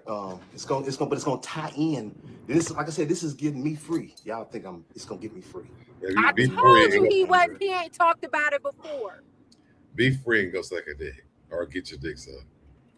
He been doing that. That's why he got a wife that understands because he already told her. And they probably wait till you see her come on here. Why are you angry? Oh God, she a bull dagger. One thing about me, I'm gonna tell my story real quick so I can hit it all together. Okay. One thing about me, I can tell my story. Let me see your phone. And he really is crying on here too, by the way. I was a big hoe. I was a big whore. He was a big hoe, a big whore. Baby, let me tell you something. So was I. A big whore. I like women. I like women. No, you like women so that you can stay being gay. I have been delivered. Women. He ain't delivered. Life is right there. I like women. Why are you selling us this? Because he doesn't. He battling. Look at that hurt. He is battling. I didn't have a dad He's a good looking guy too. to teach me. What? Nothing. He is a good looking guy. I know. You know, You ever licking up his lips and shit? like that. I understand. But I struggle with women. He's struggling with women. I mean, struggle with men. All right. So I'm wondering why. Wait. You saw what I just saw. I could tell my story. Let me see your phone. I could tell my story. I was a big hoe. I was a big whore. Most gay men are big hoes. And they fucking with everybody and their mama, men and women. Very true. I like women. I'm a saint though. My wife is right there. I like women. I didn't have a dad to teach me, things like that. But I struggle with women. I don't struggle with men. All right? So I'm wondering. Right here. Oops. Okay. Right here. I can't believe I just said that. We already know what's happening. He's not just struggling with women. He's struggling with men too. Right. And he was a big ass hoe. Which I knew this before you even played on it. I told you he was struggling by the way he was talking in the beginning. He needs to really be who he is. And I understand it because the man asked him to suck his dick at some point, and it wasn't a thing that he wanted to do because he felt like it's inappropriate. You're a church boy, so you shouldn't be doing it. Baby, you want that dick sucked from that man. I'm wondering why. I talk to my kids angry. He angry with the whole family. Why I talk to my wife angry at times. My relation, let me tell you something. Because you want that dick. My marriage is great. My marriage is great. Me and my wife doing great. I'm gonna tie it all in. He shouldn't have came onto social media and did this. Yeah, let me tell But you like he said, it's probably the only time that he could have ever really gotten it out. So I'll commend him for that. I know his inbox is blowing the fuck up. Because I'm not a victim of McNutt. I'm a victim through McNutt. But you was a grown-ass man on the road. Well, we're not wrong, Tiffany. This is the real shit. This man is struggling with his sexuality. And to me, it's like, I get it, but like, he could have just stayed at home and been quiet. But now that we all see, like, he's actually like crying about the fact that he wanted his dick sucked. He's crying about wanting his dick sucked from a man. I'm not playing the game. I left from St. Louis paying $500 rent. I'm just telling you my story to paying then. That rent was good when he was back where he was at. Now he paying a lot more money in Atlanta. 19. How much? And you left from Mississippi to Atlanta. No, where Missouri. the gays is at? Missouri. Oh, Missouri. I'm sorry. But you left Missouri to go to Atlanta where the gays is at? They gonna keep you a secret. 60. $500 rent to paying $19.60. I came a long way. So with no help. Okay, so that's it. And that's all God. All God. Y'all know that. But so Proposition asked me, see, Nikki. And he also said, and it's like he was like, he's not going to friend the people that have tried to friend him through this live. I just sent my friend request because I was like, I wanted to interview him, but he went on and did this. He's so afraid to talk to gay people. And let me see something. Let's see the mutual friend that we have. This is one of the greatest things you can find.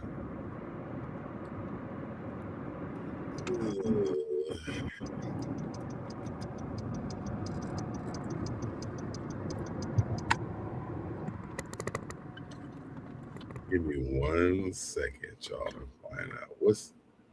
Aaron, is my car? Can you hear my car? It's not messing up the audio or anything. I hear that click thing. I know. That's why I turned that off real quick. But everything else, do I need to mute my mic? That's the only thing I hear, so I don't know. Well, chat, let us know if you can hear me driving so I can mute the mic.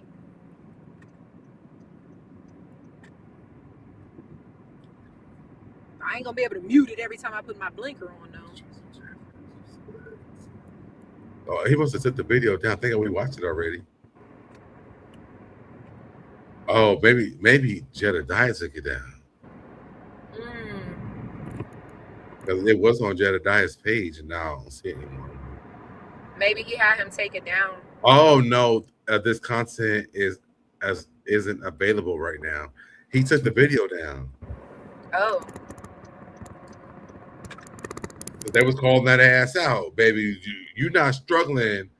You not struggling with the fact that man asked you to suck a dick. You suck the damn dick.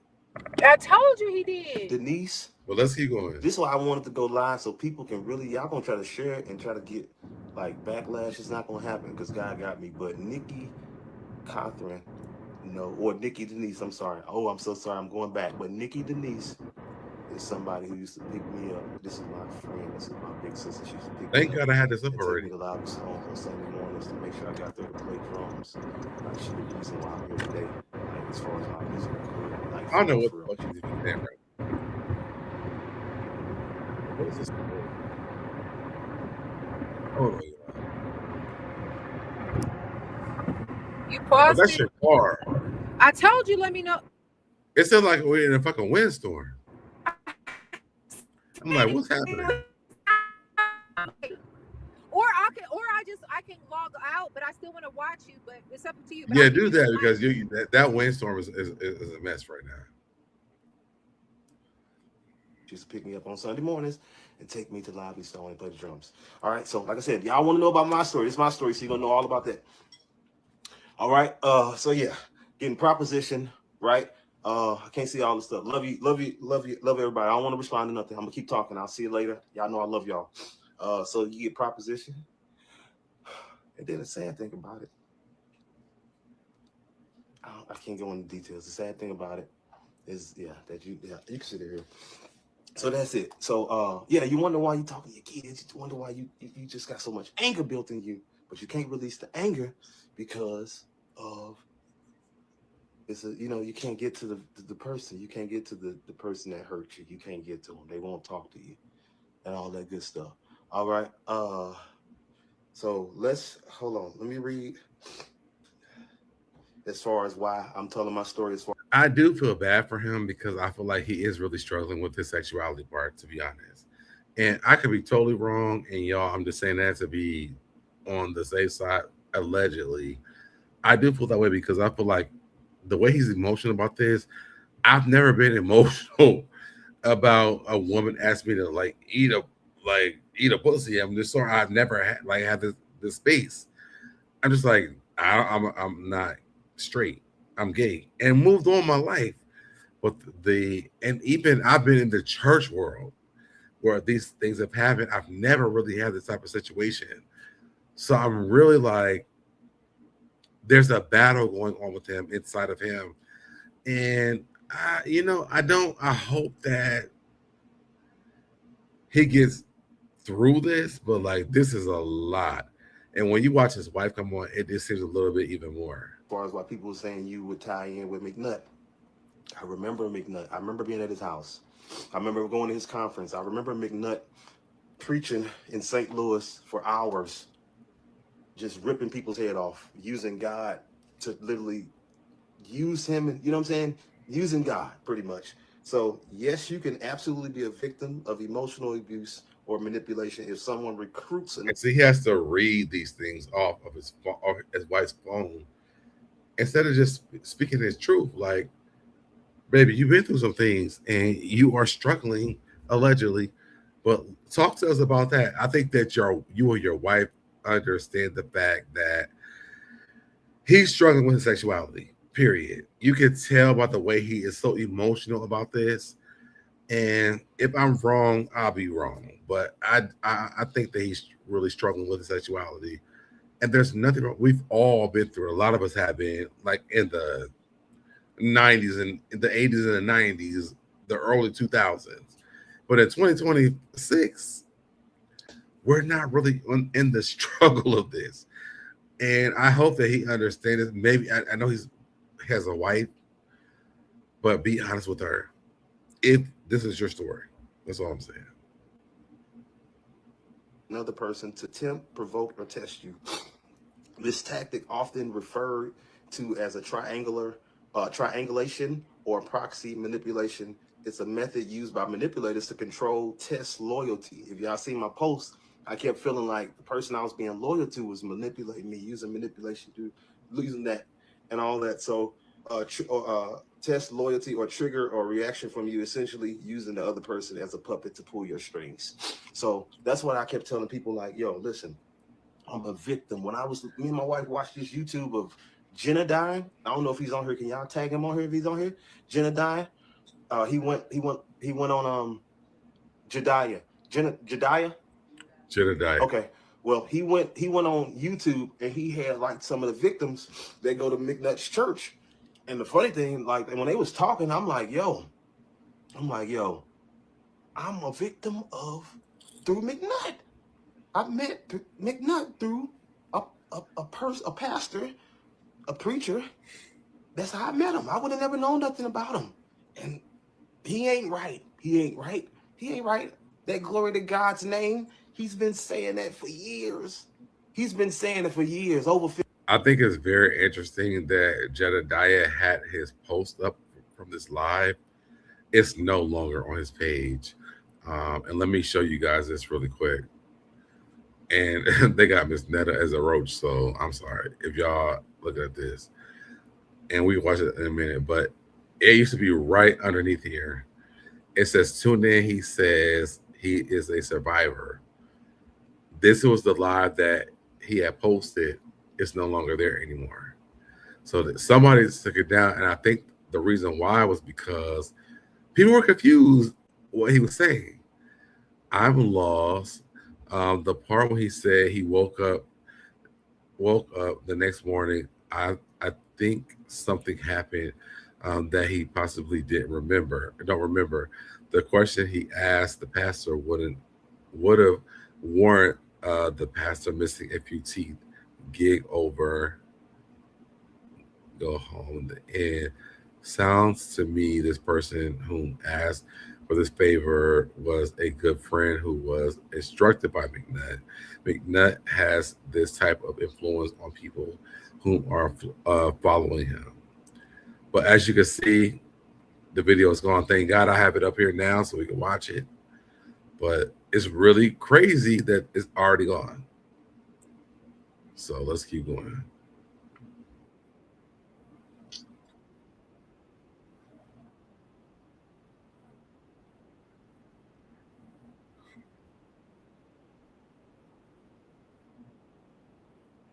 But that hurt me, y'all. So from that point on,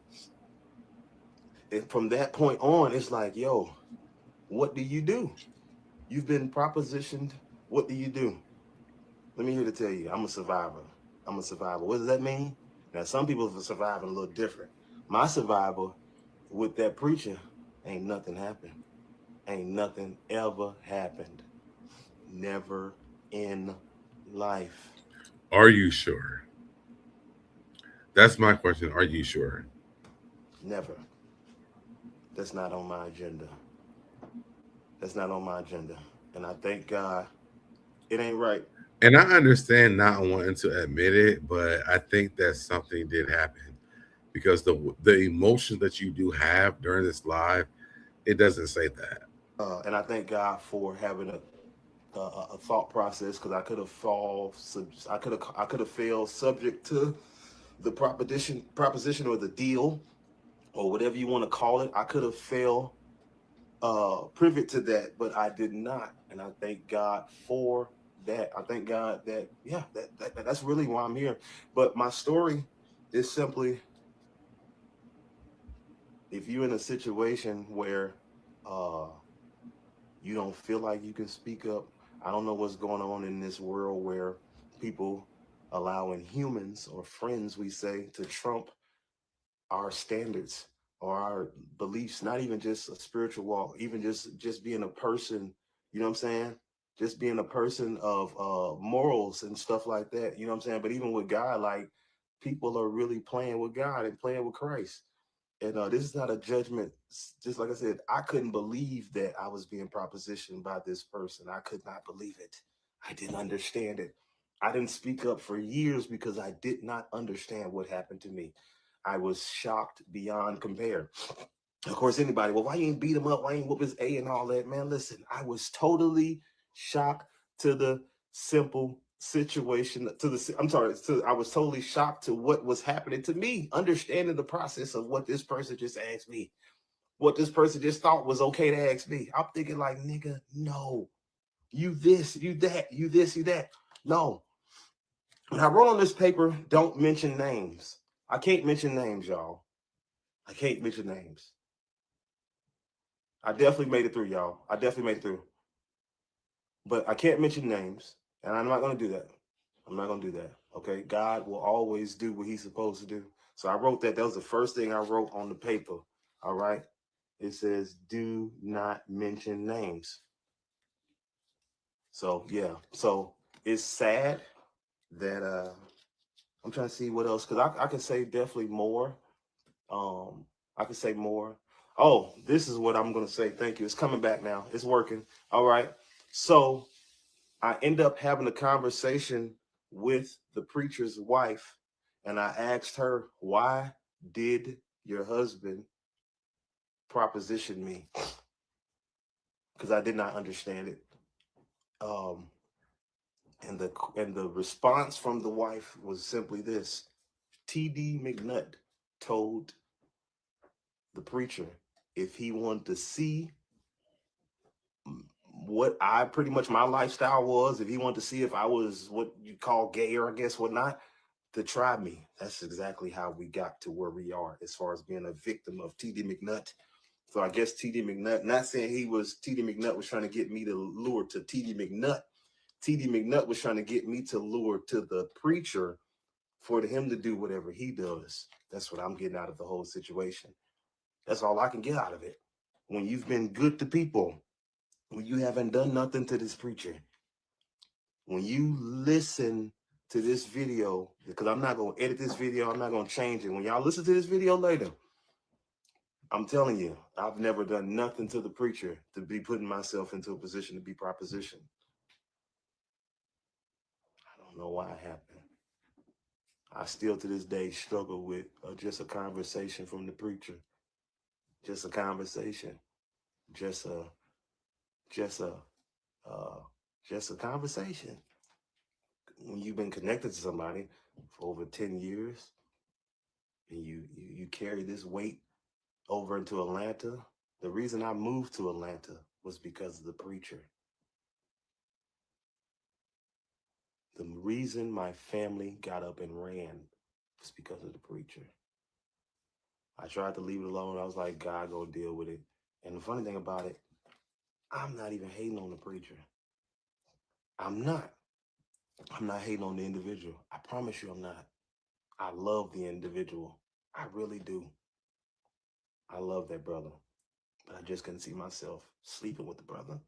I couldn't see myself performing oral sex on the brother. You understand what I'm saying? He was my friend. He was my good friend. He was my good friend. That hurts my heart. People thinking, oh, Feud just left St. Louis. Oh, this nigga just left. No, I ran. For all the ones that's ever wondering, I ran. You understand what I say? I ran. I matured up. Like I said, I left from paying $500 rent. My wife's dad is on here. He was charging us $500 rent. I appreciate you. It was smooth. we get down to Atlanta, 1960 for a mortgage. That was the first house. We passed that now. I'm sorry, my wife helping me. And she's gonna get on here and say hi in 2 seconds. I didn't think I was gonna cry. But yeah, man. So like, I'm just hurt by the whole situation, and all of this happened through TD McNutt. Seeing the victims and all that started this last week. If my wife would have never sent me the dang old thing, I wouldn't even been talking about it. You understand? You understand?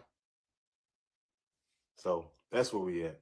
Life is literally about the choices that you make And our prayer is for this live is that literally that people understand you got to speak up. You got to say something. You got to say something to somebody. I ain't tell nobody. Yeah, you got to take accountability, but you got to speak up. You got to say something to somebody. I finally told my wife. My wife didn't know for a couple of years. But like I say, nothing happened. Nothing at all. That's not what the live was about. Nothing happened. It was the fact that you trusted somebody with your, not with your life. You trusted, we trust someone, you honored that person. You, the funny thing about it, real quick, I'm going to help why people in Georgia be thinking like me and my wife just like acting funny. Because my church might watch this too. I go to Total Victory Worship Center, y'all. And my other brother, my other second family, Momentum City, that's my brother too. He's on here as well. Pastor Thomas Cody, Pastor Angelique Simmons, that's my pastor. People be thinking I'm acting real funny in Atlanta. No, I go home. I don't be wanting to deal with no church people. I don't be wanting to do all that. We did that for 10 years. I don't be wanting to gossip about people and talking about people all day, every day.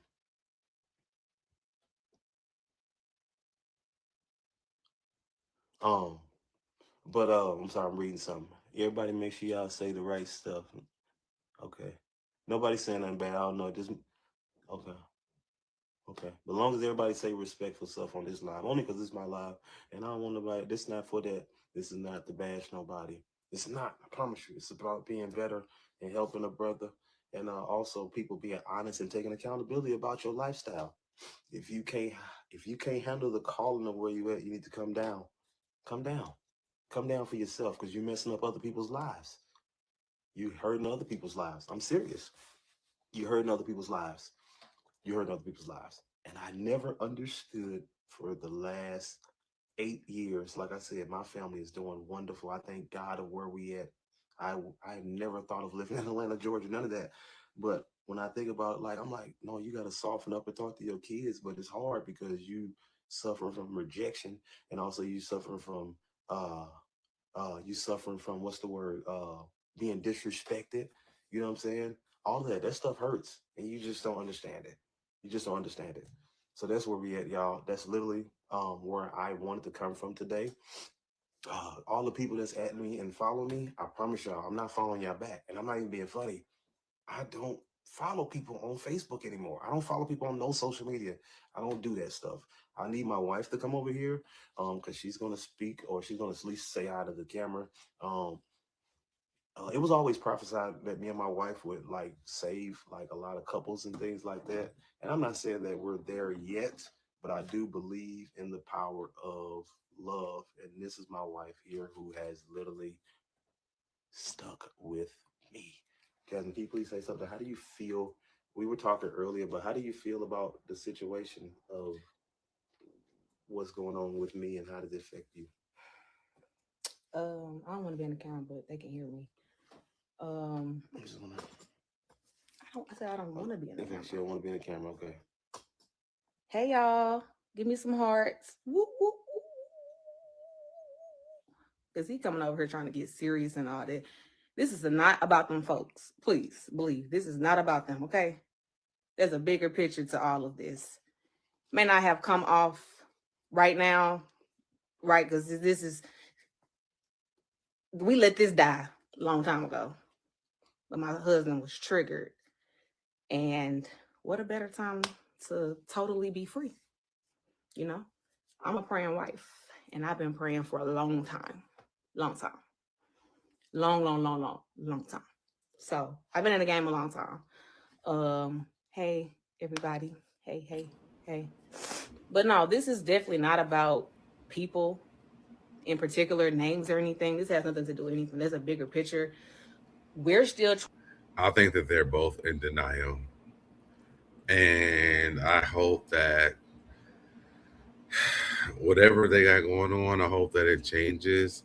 I'm glad that I pulled this up before they actually blocked this, because it's not, you can't even find it on social media anymore.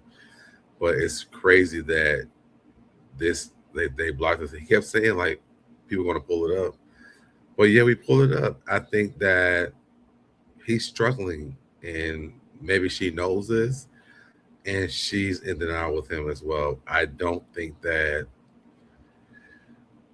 he's not being honest with himself.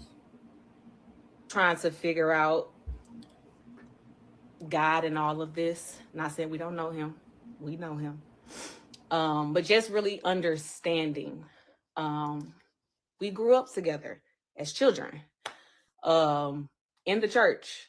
Y'all know how I was, St. Louis Church, on my side. He grew up on the apostolic side. I really don't know what, all of that until I grew up on my side. You can relate, you know. So I'm used to all this type of stuff, I'm used. The apostolic part is the part you should really be worried about, because that's what you find these gay men at. But I'm not saying the man is gay. I just think that he's struggling. The emotion that he does have on this live, it's a lot. And I think that they should try to, and maybe they have already been doing this, but she should really try to figure out, like, or not she, but he should figure out, like, what's going on with him for real. These emotions are a little off-putting, to be honest. But let's keep going. To this. But he wasn't. It's just a lot. And I don't want to get on here because I would really have to write down some stuff. This is not my life. This is his life. But yeah, I've been helping him. I've been pushing him. I could have been left. Like, what? Been left. I did leave. How about that? We were separated. We were definitely separated. I did leave. And I was done. So we were separated. Yep. But it's a lot. We'll tell our story another time. But we're doing great.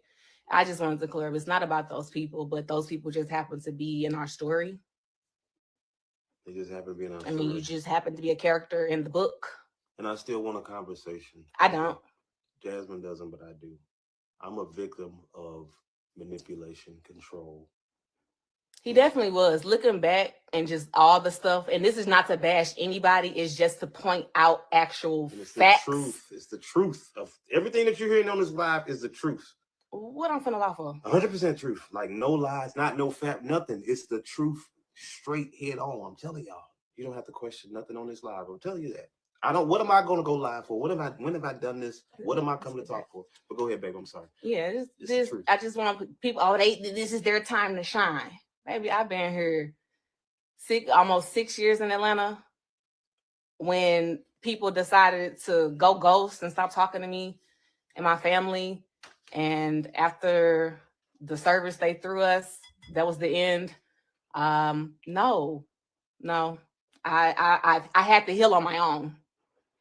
I had to. You got dropped off. Literally. Yeah, I still don't know what happened. Fill me in. I don't know what happened. Friends one day, then you're not. But hey, it's all love. It's all love. We were just wondering what did we do? How did you know what I'm saying? How do we end up in this situation where you were best friends with a person, like best friends with somebody, and that's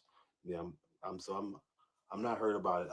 When I tell you I was so nervous when it first started. Oh my God. He just need me over here. He be trying to think too serious. It's not that deep. I feel Church so folk, better. y'all deep.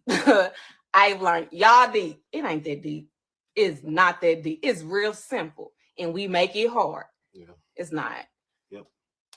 But yeah, we're gonna tell our story one time. I guess it's really what I needed, because I don't talk. I let y'all come up with what y'all want to come up with, and we roll with that. Yep. I know it's a lot of people that was, like I said, trying to follow me for 1.3. But it was a lot of y'all people. Don't even like my stuff on. Y'all fake, bro. But what's crazy? The people that followed and thought, I told y'all didn't read. I said that I was a victim through McNutt, and it's the truth, y'all. Like I said, I've been to his house. I've seen him drive with eating fries, and how he drive with the steering wheel, and he turn his fingers. I'm telling you, it's a sight to see.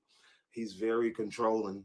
It's sad. The boys that was staying with him at that time, I've only been in his living room. That's it. I remember, like the video when he went live with the boy. I've been in that house. Yes, sir. And when I tell y'all, it just blew my mind, because he has been this way for years. Oh yeah, I had to be okay with the apology. That's baby, they walked past me a few months ago and didn't say nothing. I'm okay. I'm okay. It's a little more touchy for me, but it's okay. But like I stated, you're talking to a person really not crying out for nothing. No, it's more on the simple fact this is freeing him, so we can be better. Yeah, really. I want so we like you still fighting me. Yeah. I'm not the problem. No, we good, but we had to understand Yep. where stuff stems from. Yep. Let's go to the root. Yep. Who hurt you? Yep. What happened? Yep. That's what happened. Yep. So how do we get from here? Yep. You can send me to hell, but how do I deal with this hurt that the help caused? You the help. Yeah, so I'm gonna go even deeper into some things I didn't say. I mean, some things. This was like, okay, like I said, yeah, we don't need a conversation. We just when we talk, we just be talking, you know. I'll say this last thing in a sense. It's crazy when I was doing my cheating and adultery to my wife, unfortunately, which husbands, you got to be faithful. Like I said, I experienced myself being separated from her, and I was a punk.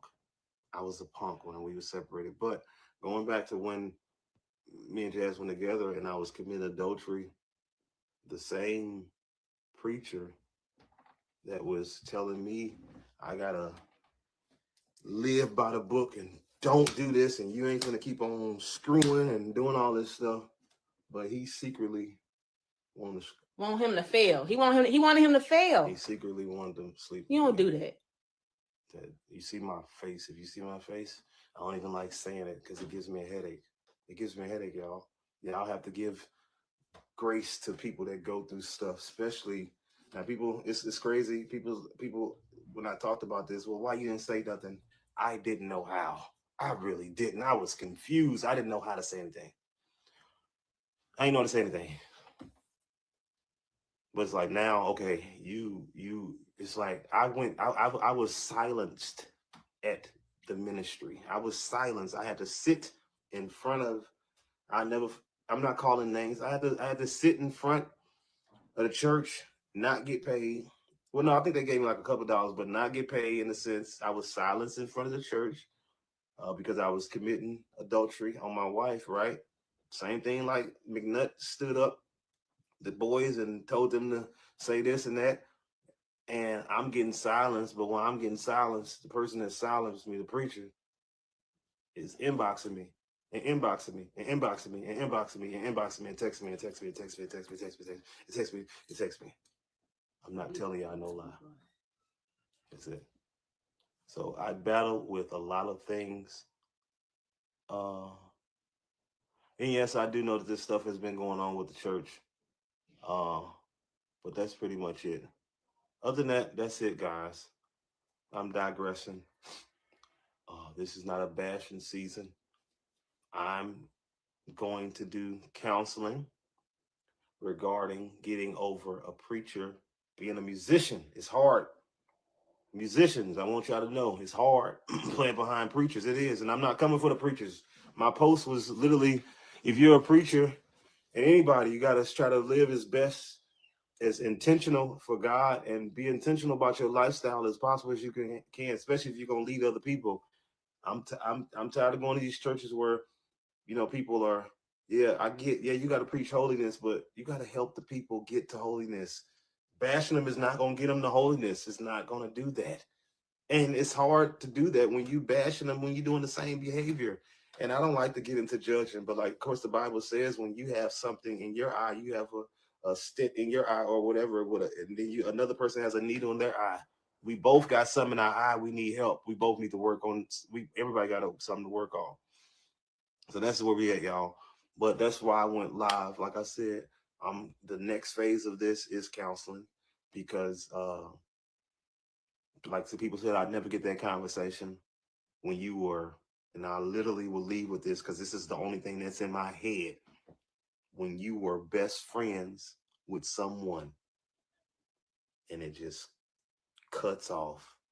I'm talking about when you was locked in friends with somebody and it was just cut off You move out of town, you run from that person, going away service and all that, you run from that person. It's hard to understand that whole process. Okay? I didn't have a job when I came out here. I got a job in the U-Haul on my way to Atlanta, Georgia. I started working at Amazon. That was my first job when I started working in Georgia.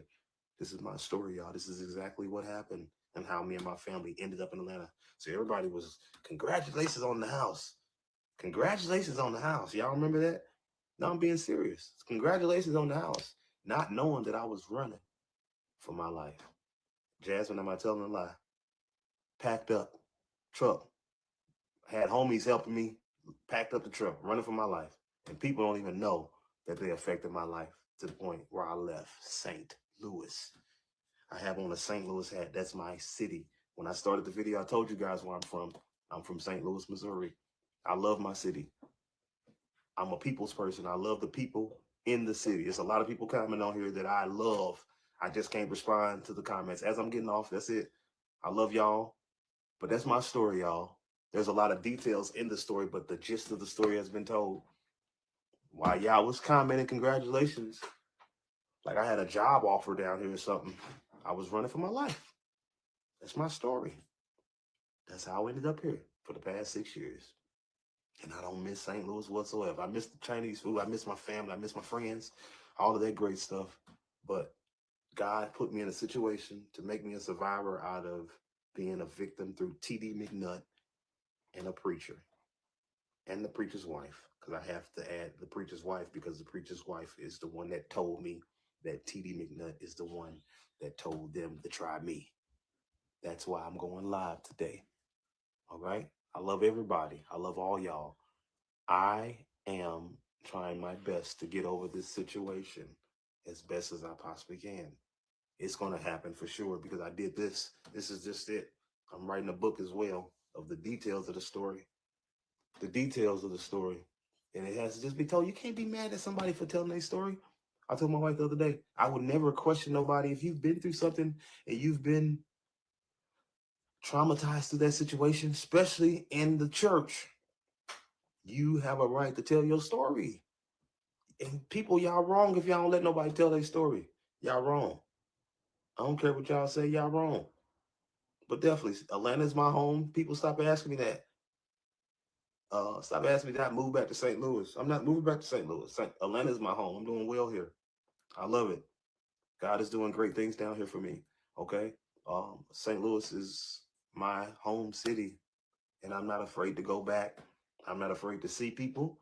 I'm not afraid to walk around in no churches, none of that stuff. Because once again, this is not a bashing session. This is I need to be free, and I'm gotten healed from releasing my story to y'all. And that's it. I appreciate everybody for not writing those stupid comments and all that stuff. Thank you for the people who was even like the followers, like y'all, like my one video had like 12,000 views. Like, I don't even care about all that stuff.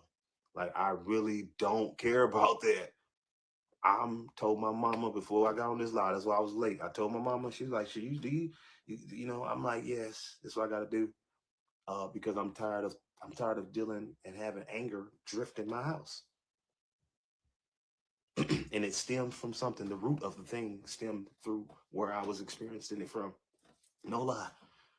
So that's it, y'all. That's pretty much it. I pray everyone have a blessed night. It's 10 o'clock here in Atlanta, and I'm going home. I literally wanted to tell my story. I'm doing therapy. That's the next thing I'm working on.